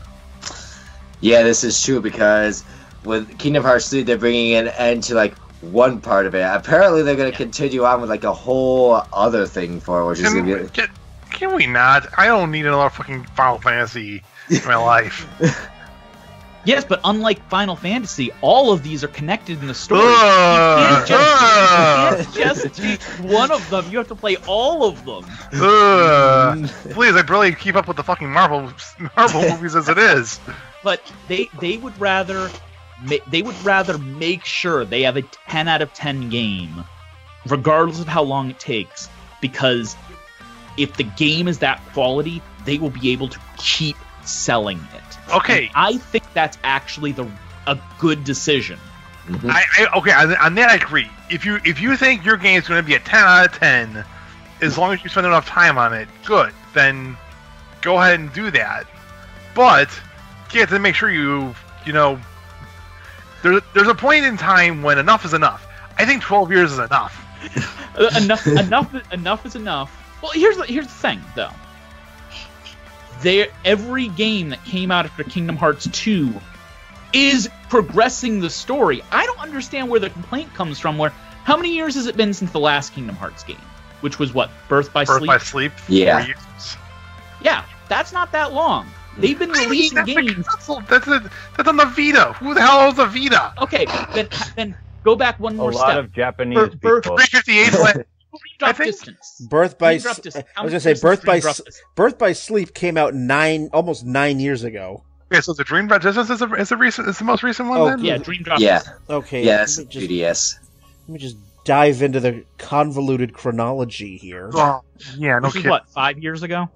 All right, hold on. Kingdom Hearts. Yes. Come on, Lord Wiki. What do we got? Okay, so here's the thing. I'll just say, after Kingdom Hearts 2, the first game that came out that was Kingdom Hearts related was 358/2 days. That didn't matter in the slightest. No. But my premise being, people make this big deal about how long the game has been in development. Almost 7 years ago was Dream Drop But they've been putting out other games in between. Okay, so 7 years. But it's still not 12 console years. Generation. That is literally a console generation. Okay, yes. Well, Nintendo tends to do that. So why is it different for them? Because they're a publisher and also a console creator compared to Square Enix, which is a developer and a publisher. No, I agree. But like I said, they're viewing this more the way Nintendo views their big ones, where they're going to go, we're going to keep selling this, and it's going to keep selling throughout this whole generation, if not longer. And I feel like that's the way they're viewing Kingdom Hearts 3. Oh, okay, and if that's how they want to do it, then fine. Because the hurdle period between them doing that and okay, so let me put a timeline in your head. So let's say, for example, they saw what Nintendo was doing, and they tried to emulate what Nintendo was doing. Let's say this happened right around the time Final Fantasy 13 came out. All right. So in terms of major titles that came out for Square Enix between Final Fantasy 13 and Kingdom Hearts 3, let's use those as the qualifiers. All right, you have Final Fantasy 14 get released for the first time. That was a major flop. Then put out 14 Part 2, A Realm Reborn, which ended up being one of the most successful MMOs of all time. Yeah, because the whole reason Final Fantasy 14 succeeded on the second go is I'm aware. I know. I play the game. I'm aware of the backstory there. Yeah, and so like how that succeeded is a miracle in of itself. Then you have Dragon Quest 9 and Dragon Quest 10, one of which we didn't even see in America.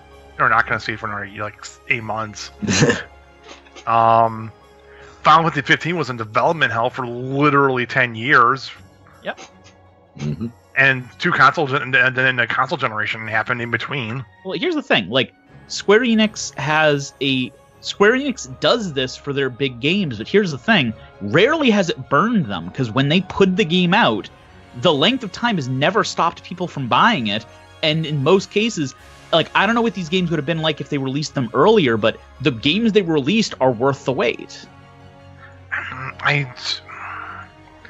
I disagree with it just from the fact that this is a thing that more AAA studios are starting to do, not just in a long development cycle thing, but in a sense of they're putting so many eggs in one basket for themselves that the moment it doesn't succeed, they're just gone. Like there's no plan B.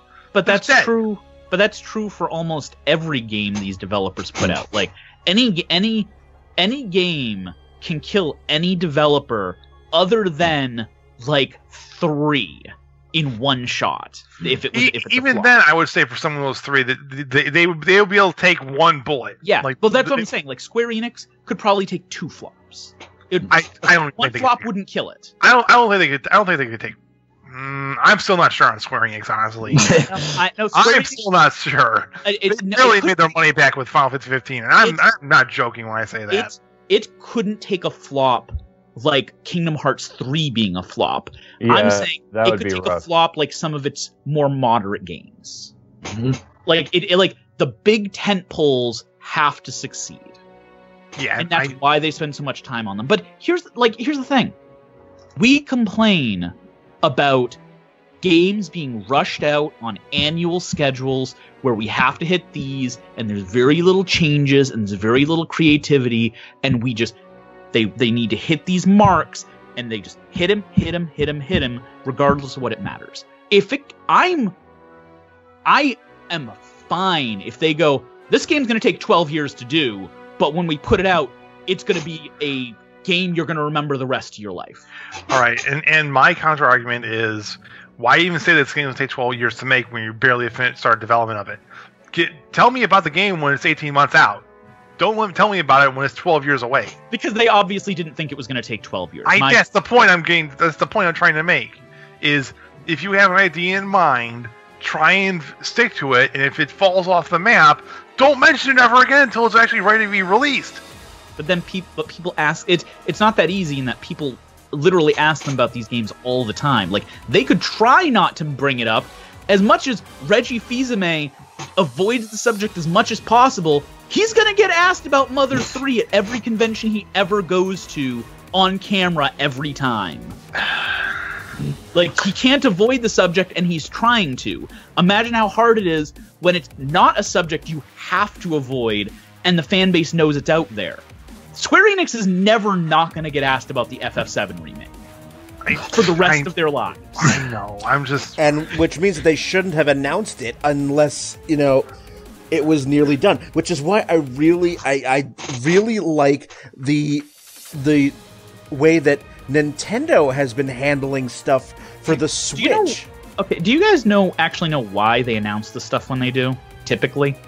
Because the board of directors forces them to. Well, okay. I mean, you know why the reason for that is, though. Because shareholders, they need money from investors. not as well. I mean, yes, they do, but not as much. The main reason is, at least from what I understand in the industry, when you ask any of the people, is when they're working on a big game like that, it is impossible to keep. It's like trying to keep a secret in the Trump White House. It's just not going to happen. So they would rather announce the game on their terms, where they can give it the whatever treatment they want, than have it get leaked and have the public, especially since a lot of times when a game gets leaked, they're going to show not as flattering stuff about it. And at least this way, they can showcase what they want to showcase for the game for the public to see. I mean, you say that, but then I looked at like other forms of media that do similar things about storylines being leaked and whatnot, and outside of a few very specific examples of it being leaked, and then the creator like literally just saying, you know, fuck this, you guys ruined this for yourselves, I'm not doing it anymore. Usually it isn't leaked because they actually, you know, treat their employees with respect and humanity and pay them. Yeah, but you have to keep in mind, in the video game industry, like, you have people that have to know about the game that are not actually part of your company. Yeah, that are outside contractors that are like, it's very difficult. And even like, let's look at movies. Like, the Marvel movies have kept their secrets, but it is notorious the shit they go to do it, and how litigious they are, where they're basically like, if you spoil shit, we are literally going to ruin you.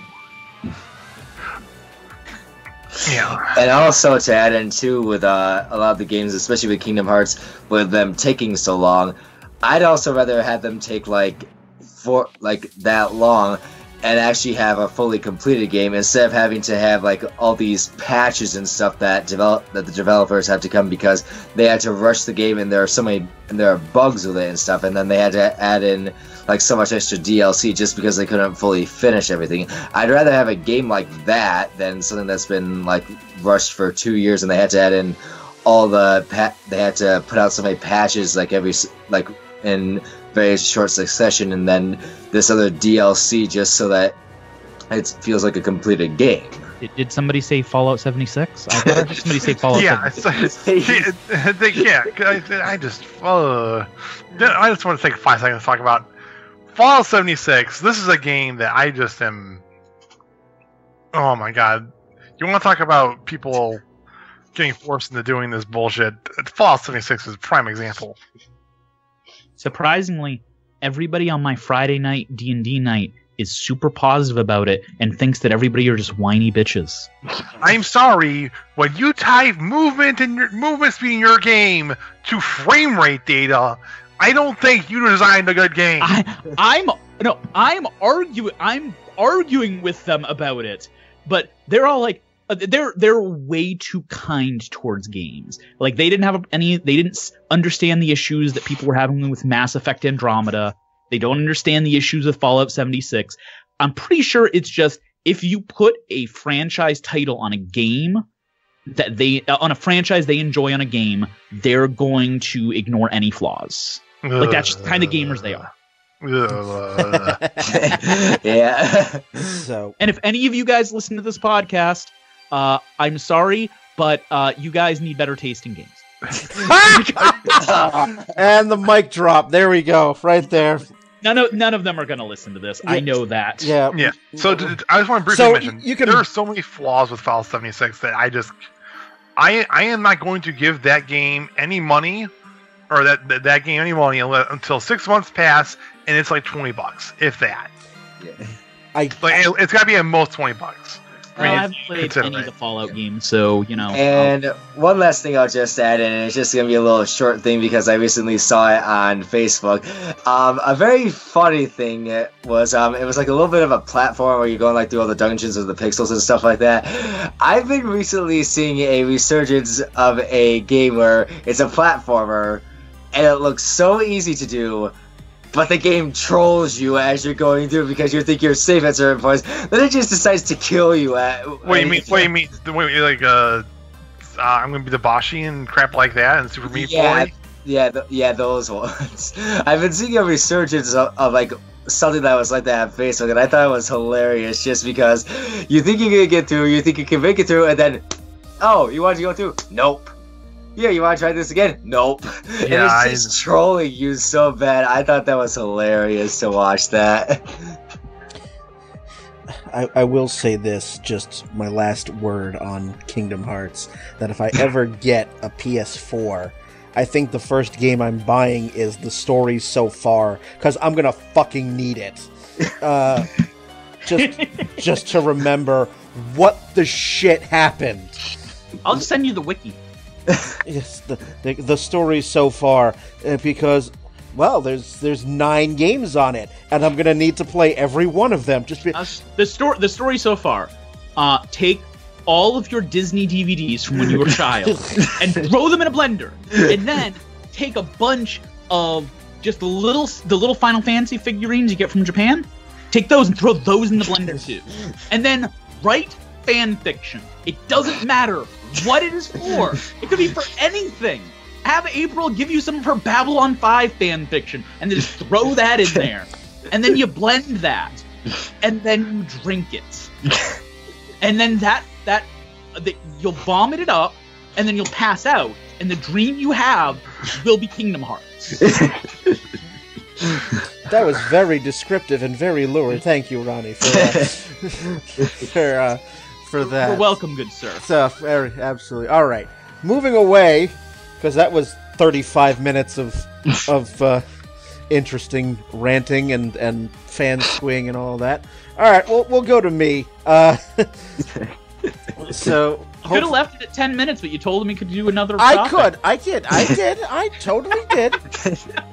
totally did. I mean, I figured everyone else had about half hour or something like that. You know, no, Ryan, you got 10 minutes. That's all you get. What is this, the Oscars? And you'll like it. And you'll like it. That's it. That's all you get. Mine, we'll see how much we can milk mine. But there was I know that by the time you guys are listening to this episode, it'll be after Christmas, but we had a bunch of gaming news that happened in very, very rapid succession. We had the Game Awards a couple of days ago, and it was during those Game Awards that two pieces of news dropped that were of great interest to me. I know what one of them is. I'm not going to mention that one yet, but the first piece of news is that it's got Steam a little bit. It's got Steam's attention, and that is Epic Games creating a store of their own as a direct challenger to Valve's supremacy. And it's not even like, oh, they're going to sell some additional games for being a distributor. No, they literally basically, someone correct me on this, didn't they literally say this is going to be, they literally said, here's going to be a storefront that we're going to sell multiple games on, that we're going to be distributing. Period.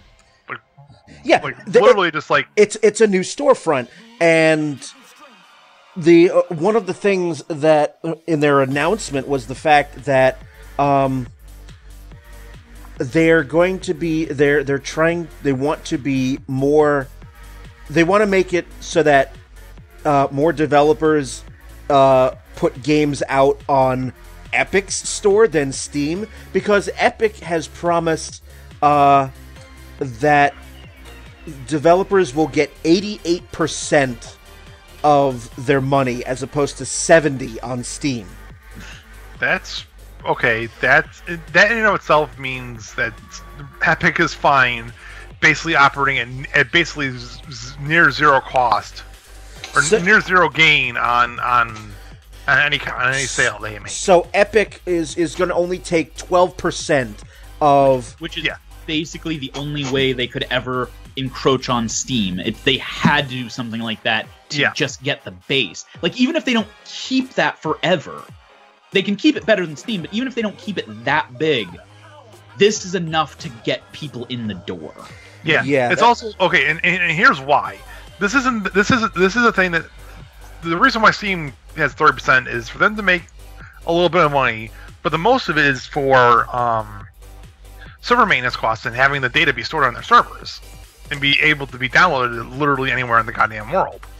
Right. So their reasoning behind this is to compete with Steam. We basically have to operate at like no monetary gain, and the benefit we're gonna get out of this is free advertising of our own games for Fortnite and for whatever the fuck else they make. The other improvement for them is it gets people into their ecosystem where they have no one controlling their games. Like, here, let's put it this way.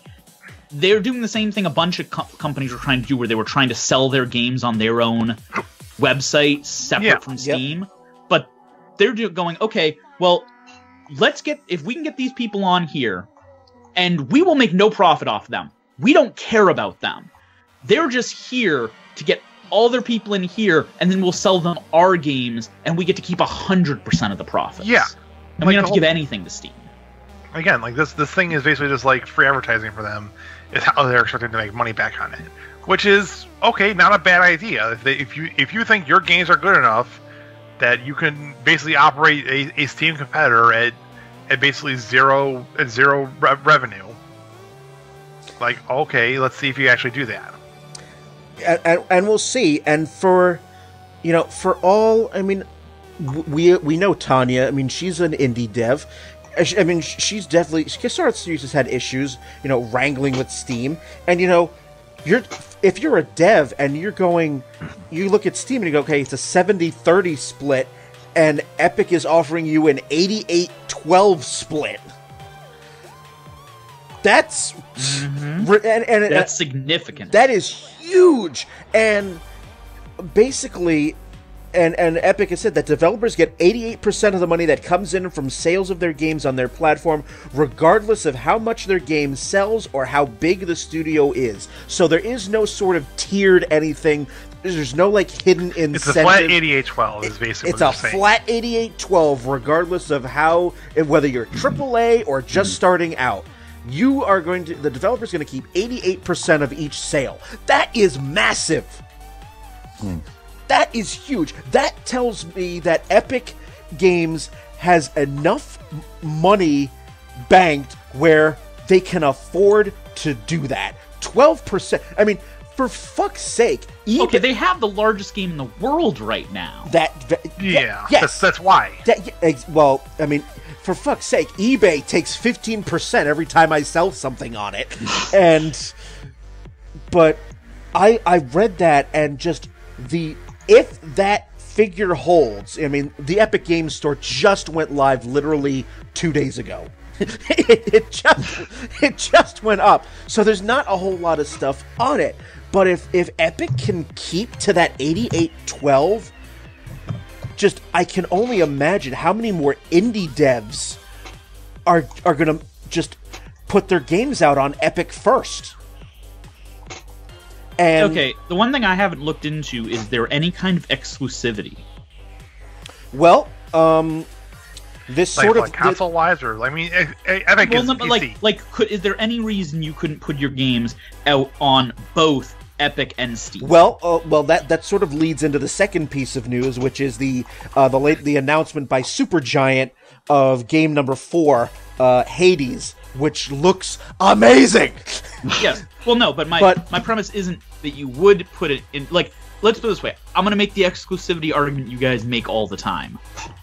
Why wouldn't you go broad and put it on Steam and that when you know there are consumers and double dip, at least at this point, who aren't going to go on Steam? If you can double dip, you 100% do. There's no reason not to. Yeah, so that's why I'm wondering if Epic has any type of exclusivity that would prevent people from going to Steam if they sign up there, at least for a period of time. Well, because that's what Amazon does with their books. Like, I would be very... I'm not saying that they would. I'm just saying if they don't have something like that, I don't understand why somebody wouldn't do both. I'm gonna answer. I'm gonna give you a somewhat of an answer to that. Well, when Supergiant announced Hades, they announced that the game is out for early access on the Epic Games Store only right now. Mm-hmm. So And they also did say that when the game is fully developed, it will be released to all, everywhere. Okay. But right now, for early access purposes, it is on Epic only, which from a business standpoint, again, I don't know how much they're charging for early access on Epic, but it means that Supergiant can keep more. Yeah, that makes sense. For an early access title, that makes sense, and I wouldn't be surprised if quite a few go that route. But yeah, I will be very surprised to see any games that don't go wide unless they are literally getting something back from Epic for doing so. I mean, we obviously don't know the details of the contracts between the developers and Epic, but I would assume, it's just me spitballing here, I would assume that for Supergiant specifically, to be on Epic for the early accessing, Epic probably gave them additional money and probably funding. Some manner of incentive, some big incentive. Some incentive to put their game in early access on their platform compared to Steam, basically. Well, I mean, they're going to make the extra money regardless on Epic, so that makes sense to me. But yeah, I wouldn't be surprised if they got something in return to be this headline for them. Because this really is the headline for the store. Yeah, this really is. And and for me personally, who plays a lot of games on PC, it's like, okay, well, I own a PC, so regardless of where I get the game, whether it's going to be Epic or Steam, I'm still getting... This also reminds me of... Sorry, you can finish your point, Brian. It's like, I'm still going to get the game. It's just a question of which platform. I mean, already what I do when I know when there are games I want for PC, I go bargain shopping. I don't just check Steam. Like, I'll check what the price is on Steam, and then I'll check other places like Amazon, Humble Bundle, GOG, places like that. I want... Here's the thing. I've moved a lot away from doing PC gaming. That's fine. But I still have a large Steam library, and the thing for me was I didn't get stuff on the computer unless it could be part of the Steam ecosystem, because I don't want to have 4 different launchers on my computer and trying to keep track of where the games are. And that was a lot of comments on the Kotaku article that announced this had that exact same criticism, and I agree with you.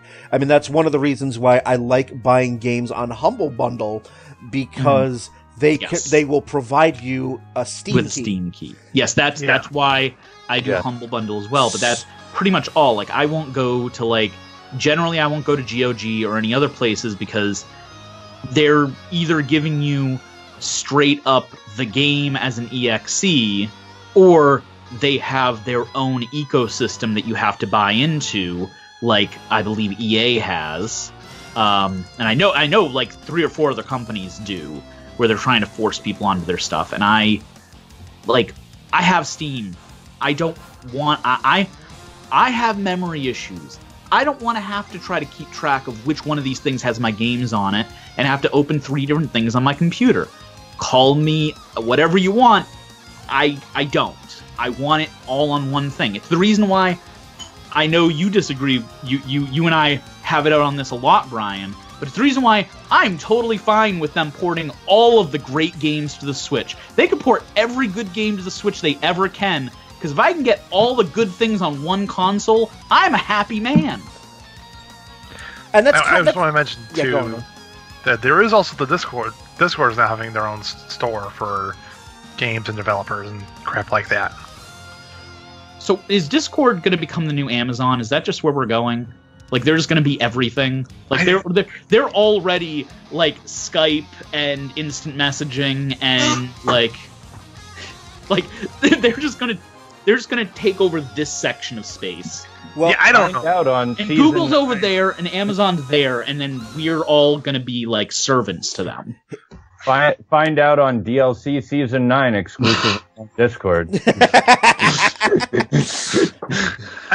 the point I was trying to make was that, like, there are other companies that are now also looking into getting into the store development and the distribution side of things that are not just Epic and that isn't just Epic Games. Like Discord's now doing it, and yeah. Like I said, three or four of the other companies are doing them. I just can't remember which ones. Like Blizzard has its own, doesn't it? Don't they? I'm almost certain they do. They do, but Blizzard. Yeah.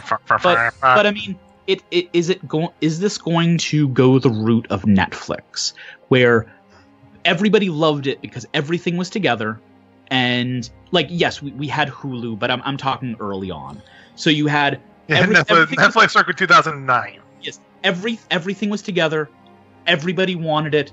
It was a phenomenon. And then the companies each went, hey, if we start our own streaming service, we can keep all of the money.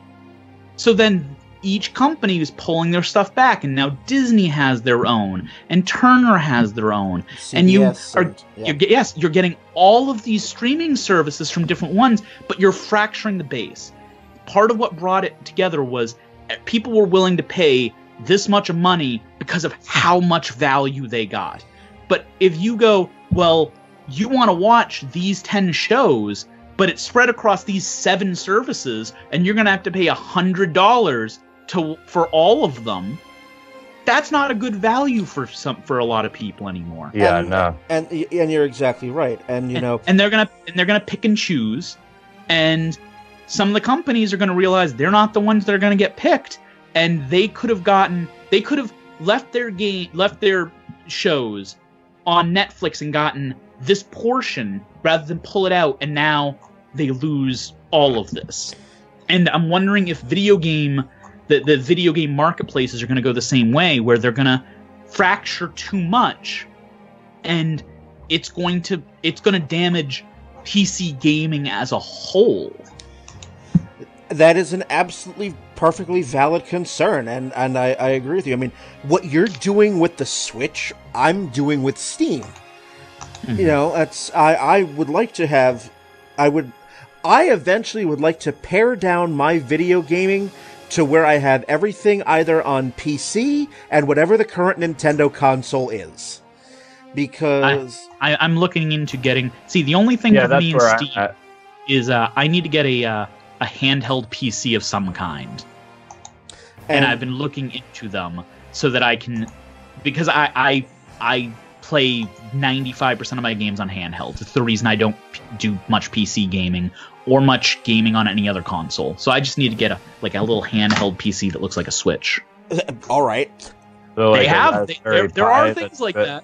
Like a Raspberry Pi that's been modified to be handheld. I've got a Raspberry Pi already, and I'm already making a handheld one. No, I'm talking about like a modern PC, but you mean like the Razer? Yep.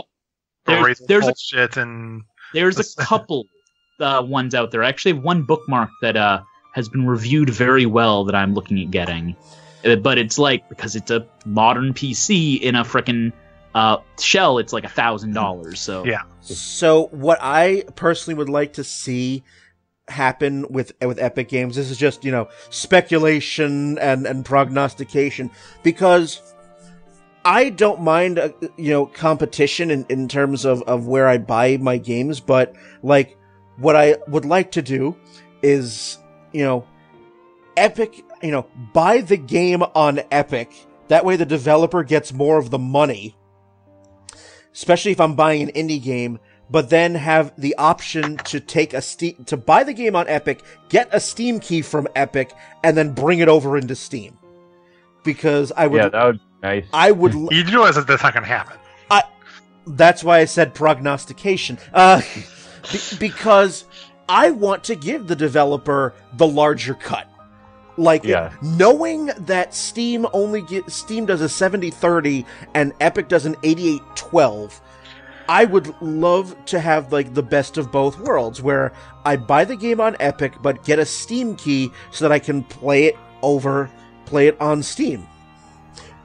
But, capitalism being what it is, it may never happen. That's just something I would like to see happen, because to Ronnie's point, I don't want to have 4, 5, or 6 different hubs.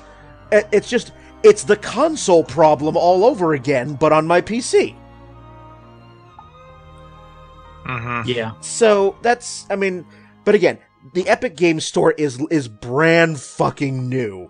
So you have that bit. And also something that the Epic Games Store is trying to do, as sort of a dig at Steam, is that, they're going to be offering, Epic is going to be giving away a free game every 2 weeks. Yeah, this is definitely this is a push to get them to people to pay more attention to their launcher. So that means, and they've already announced that for December, the underwater survival exploration game for Subnautica will be free from December 14th through They're really trying to push this. Yeah, they're pushing this hard. And then on December 28th, Super Meat Boy will be a free game. It's literally just like, here's 2 really good games that are also on Steam that if you haven't played already, you can play for free. And every 2 weeks, they're going to be throwing up a new game for free. So I'm very curious about where they're going to go with this. I mean, let's face it. I mean, Valve has been the big boy forever. Mm-hmm. So I'm just hoping that. Yes, obviously, the one difference in the analogy between the streaming services and the different storefronts is that to download the storefront, it costs nothing. Yeah. I mean, you're instead of spending money, it's a few mouse clicks. All right, but I mean, yes, I can certainly understand wanting to not have 4, 5, 6 different hubs for all of your games. That's why I don't have Origin. Also, just the way EA acted against Steam with, Steam has Mass Effect 1 and 2, but not the 3rd. I was going to say, also, just any time you have the option to support EA, don't. That's true. I mean that's true, but that's besides the point, bud. But yes. So, I'm curious to see what'll happen. It's a very good, it looks promising, and I just really like the fact that indie devs are going to get a larger split, because I play so few AAA games now, and it's like I want to see indie devs take off. Agreed. That's just me, and seeing the announcement for Hades the other day, I'm just like, I don't buy early access games. I will wait, so you have my attention, but I never buy an early access game on principle. So we shall see. So that was my bit of news for this episode. So Ronnie, we will give you the last for the season. Well, right now, for the listeners, this is going to be after Christmas, right? Yeah. Okay. Well, screw all of you listeners. For us, it is shortly after Thanksgiving, and I wanted to talk about the games this year, not necessarily from this year, but games I'm thankful for. Games I'm thankful to have in my life. You can take this and I want to go around to all of you guys and see what games you guys are thankful for. This can be your favorite game this year. It could be a game that really touched you. It could be a game that helped you through something. It doesn't have to even be a game that came out this year, but something you played this year. I thought that would be just a really nice way to end this off. What do you guys think? I'm for it. Sure. All right. Okay. For me, I had one. This year was I'm really happy for the quality of games that I got to play this year. I had 7 games that I played this year that I rated 10 out of 10. And I've never had anywhere close to that before. Just to list down, Starting off with what I think everybody right now is playing, Smash Ultimate. The World Ends With You Final Mix, of a updated version of one of my 3 favorite games of all time. Breath of the Wild, Mario Odyssey, 2 of the best entries in each of their series. Persona 5, one of the best JRPGs ever, maybe. Octopath Traveler, a return to form for Squaresoft, and Ni no Kuni. We finished the original Ni no Kuni this year as well as the second, and Ni no Kuni 1 is a picture-perfect Ghibli film in a game, and that's something I never thought I would get. And I'm going to end the year with, I know I'm getting Undertale on the Switch for Christmas, and I'm going to be able to replay one of my favorite games ever, probably my favorite game ever. And like just how good all of these games were and how many of them came out this year and how there's the quality. I think this year has been a really good year for games.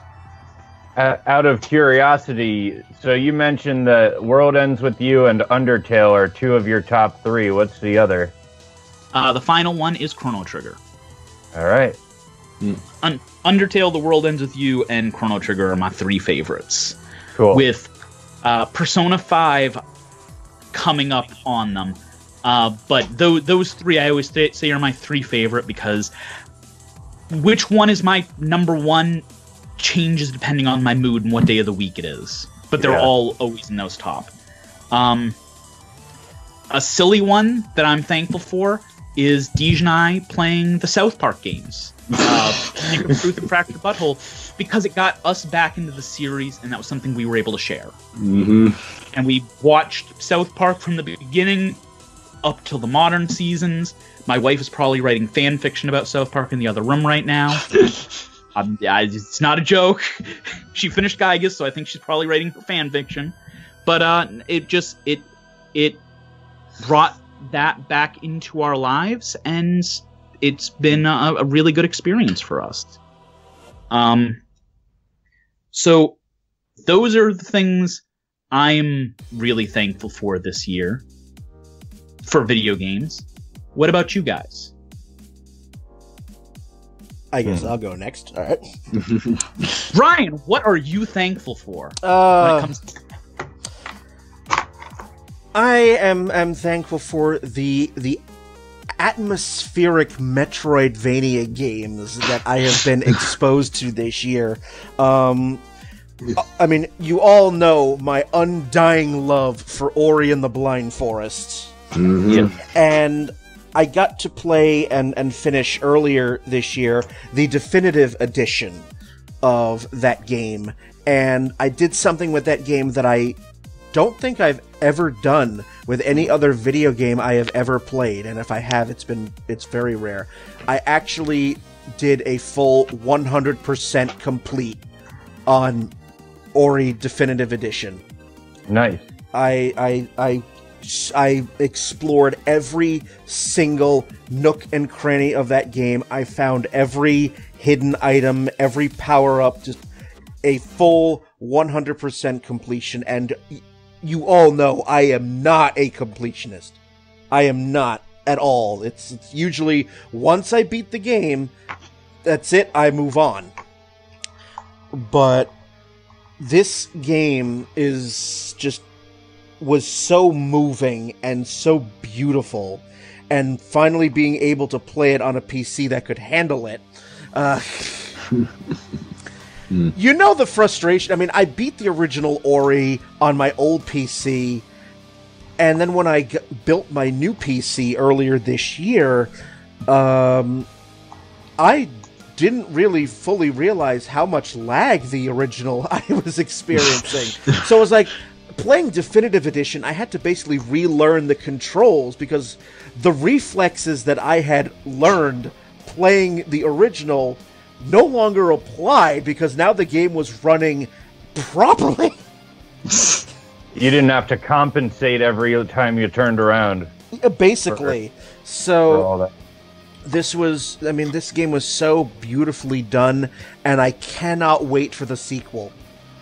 that is going to be a day one purchase when that comes out, hopefully sometime next year. But there are two other games, the atmospheric sort of Metroidvania, Hollow Knight, which I'm currently playing now.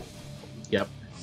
Which is a much more depressing and bleak game, but no less of a it doesn't suck me in any less. I think bleak is the word of the podcast. Oh yeah. Have anyone else here played Hollow Knight? No. Not yet. I've seen it. I haven't played it yet. I played it. I like 2/3, 3/4 of the way through it, I think. I think I actually own it on Steam, but like I said, I haven't done any PC gaming until I get myself that little mobile PC.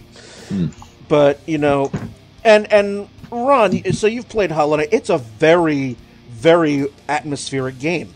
It's so expansive, very much in the way that Ori is,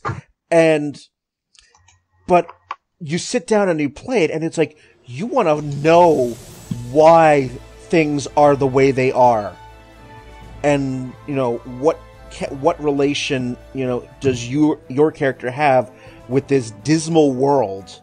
Like, something horrible happened to wipe out this civilization, and it's amazing. And even with some of the bosses, even some of the optional bosses that are really difficult, like Grand Prince Zote. Yeah. It's Here's the thing, like, atmospheric, I would say, is one of the key things to make a successful Metroidvania. I mean, even looking back at the original 2 games that started the whole thing, the Metroid series, specifically Super Metroid, was incredibly atmospheric, and same thing with Symphony of the Night. Which are games that I'm gonna have to go back and play, because I never played Super Metroid. God, Brian, 4 hours. You only need 4 hours to play Super Metroid. I'm not denying the fact that I need to play these games. It was just like, as a kid, or like 13 minutes if you're speedrunning it. Yeah. I mean, if you're speedrunning it, it's like a 90% from the Super Metroid is like 42 minutes or something like that. I know it's under an hour. I was teasing more. And then there was another game that I was introduced to at PAX East from an indie dev from Bishop Games called Lightfall. Oh, sorry, go on. Which is available on everything. And I got to demo this game and actually talk to the developers. And there was a bit of a language issue because they're French, so it was a little just trying to get the accents here. It's like, but it's a great great game.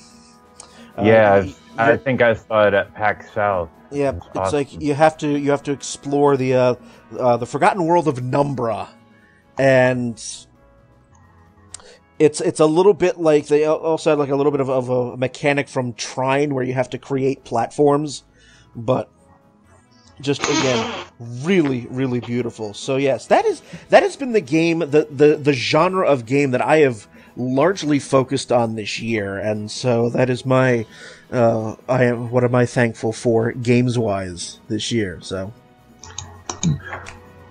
I'm gonna jump in here because I've got basically a list of games that I thought were the games that came out in 2018 that are worth playing for one reason or another, and just basically just gonna read them off, and just if we want to talk more about them later on we can. But so Monster Hunter World, Dragon Ball FighterZ, Frostpunk, God of War, Octopath Traveler, Dead Cells with the NA release of Dragon Quest XI, Mega Man 11.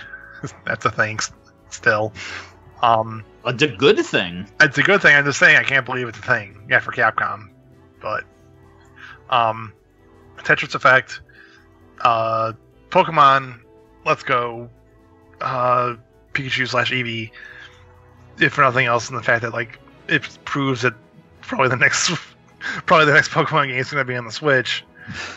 And they announced way before Pokemon Let's Go Pikachu and Let's Go Eevee came out. They announced that they were working on a core Pokemon title and the Switch was getting it.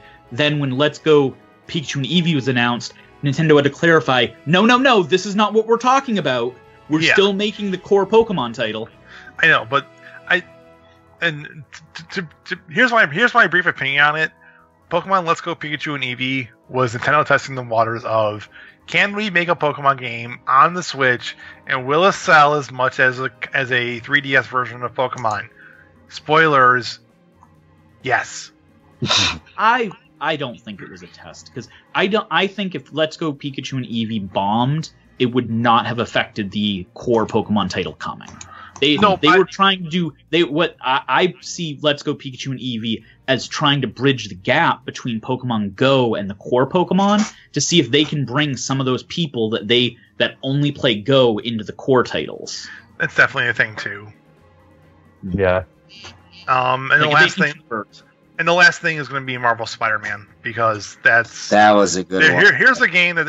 Here's a Spider-Man game that we have not seen since like literally 2005 in Spider-Man 2. Just like the atmosphere of the movie, or the atmosphere of the movement in it, and a lot of people I saw playing it basically had the opinion of there was the option of fast traveling to do in that game. I never used it once because it was just so much fun to swing back and forth on the webs for moving around instead of fast traveling. Well, they've been perfecting that style of game through all the Arkham games.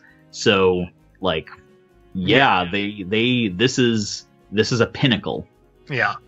And like, so there's pretty much all the games I can think of that came out this year that if you have the console or the PC that can run them, definitely pick them up.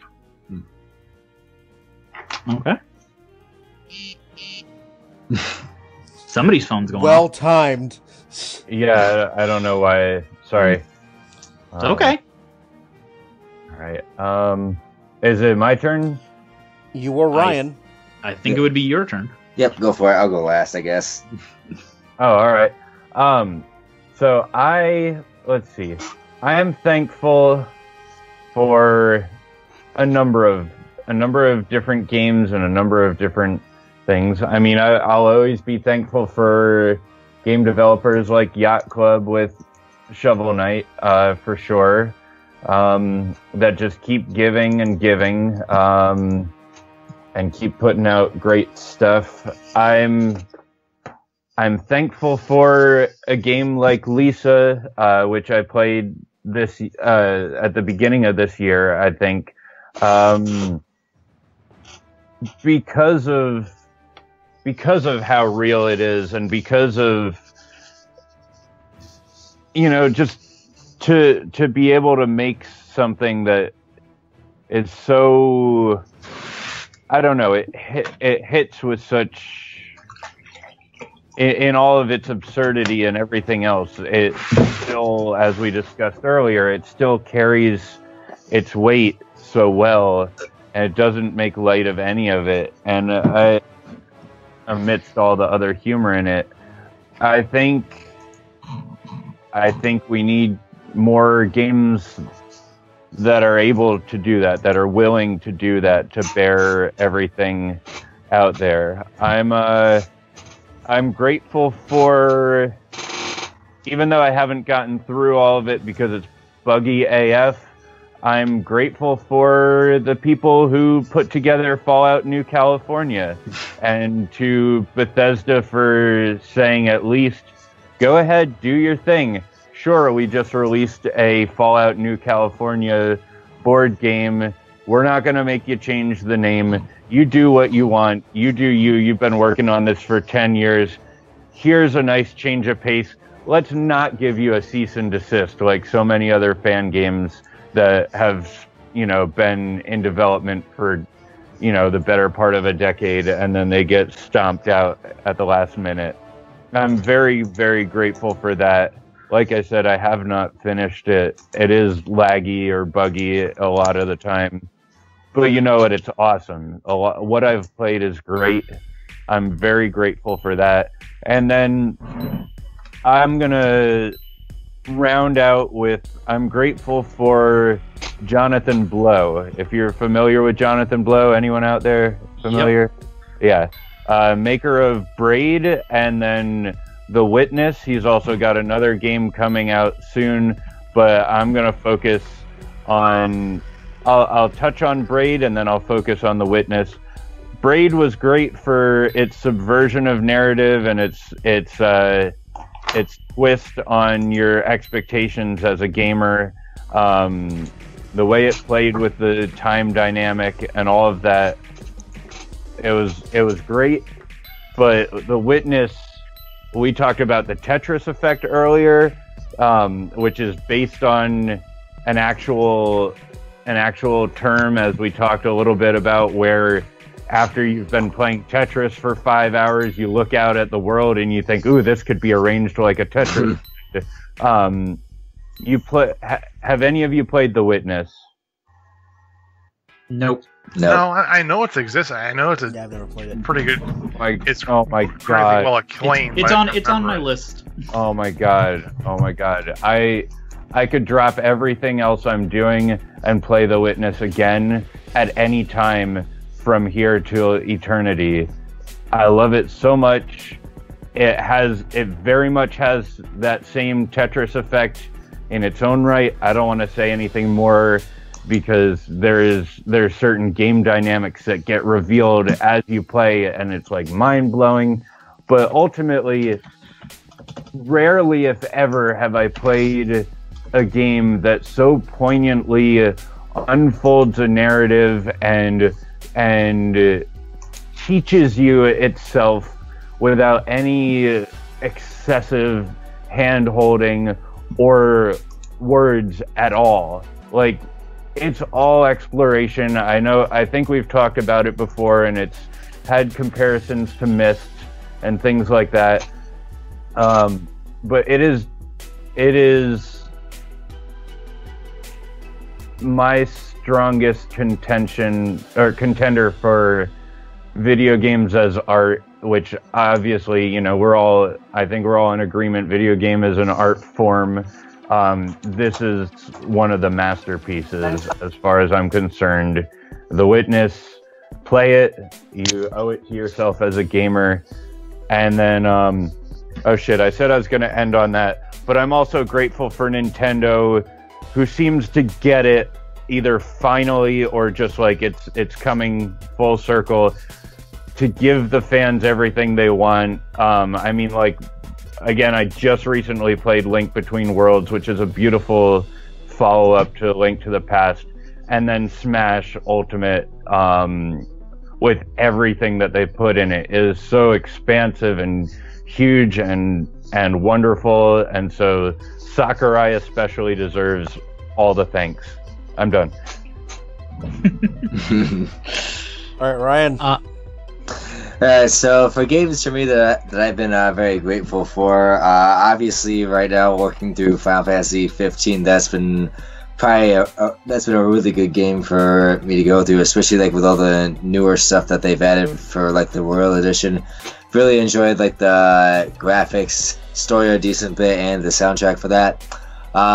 Another game that I am very, very grateful for that I completed a while ago, but it's still one of my favorites. Still, Nier Automata was still by far one of the best games I've played. That's with the whole Drakengard Nier universe. It's just amazing storyline, amazing graphics, soundtrack is amazing, and just how it goes through was probably one of the best games I've played in quite a while. And then the last one to round that off, of course, for me being grateful, and as Brian knows very well, the BioShock series, still probably one of my all-time favorite series to ever play for games. Love that series, and just the remake that they did that actually got into the PS... Well, not really a remake, but remaster with all the graphics and everything. Still, by far, BioShock, one of my favorite series of all times to play. There you go, Ronnie. Okay.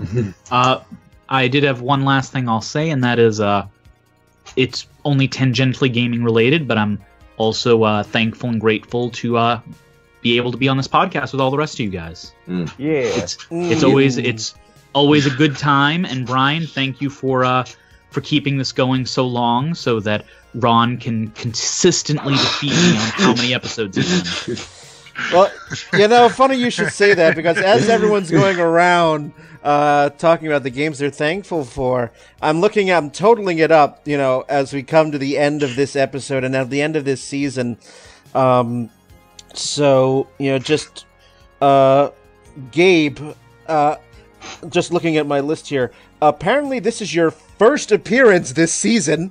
I know. I was like, what? This is the last episode you were on was the one that you hosted about, it was the Fallout 25th anniversary. Oh, jeez. Yeah, that was, where was that? That was September, we recorded that September 2017. Yeah, I looked at the date and I was like, holy shit. Yeah, so this episode will be your first and only appearance for Season 8. You are now... I did it. You did it. You're at 12 episodes. All right. Ryan has been on a couple of... He's been on a few times. Yeah, you've been on 3 episodes this season. Oh, wow. Yeah, you're this one. You were on the Parasite Eve episode. Oh, that's right. Yep, I remember with that one. And you were the lone other panelist for the second free play. So it was just you and I shooting the shit for an hour and a half. So your total is at 19. What? This year was sort of like the year of Ronnie. Because of the 17 episodes we have for this season, Ronnie, you were on 1, 2, 3, 4, 5, 6, 7, 8, 9. 9 out of 17. Woohoo! Bringing your total up to 33. It's like a 55% average. It's not bad. That's not bad. And let's see. Does that beat Ron for this year? Hold on. Ron. Possibly? Ron was on 1, 2, 3, 4, 5, 6, 7, 8, 9, 10.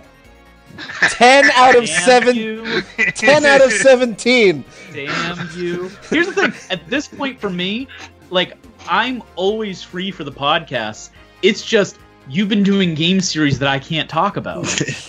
Ron, I even went and played Metal Gear so I could be on that podcast, and then an hour in I quit and was like, Brian, I can't be in the podcast. This game is too bad. Yeah. This game is too bad for me to get through. I mean, you're wrong, but I respect your opinion. But so Ron was on 10, bringing his total up to 108. Oh my. So Ron, you're at 108 episodes out of a possible 158.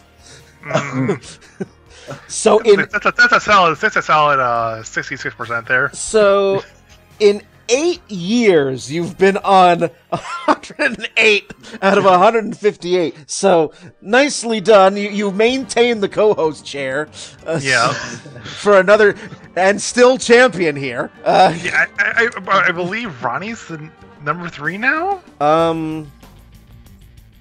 Let's see. I know Nick is second with 40.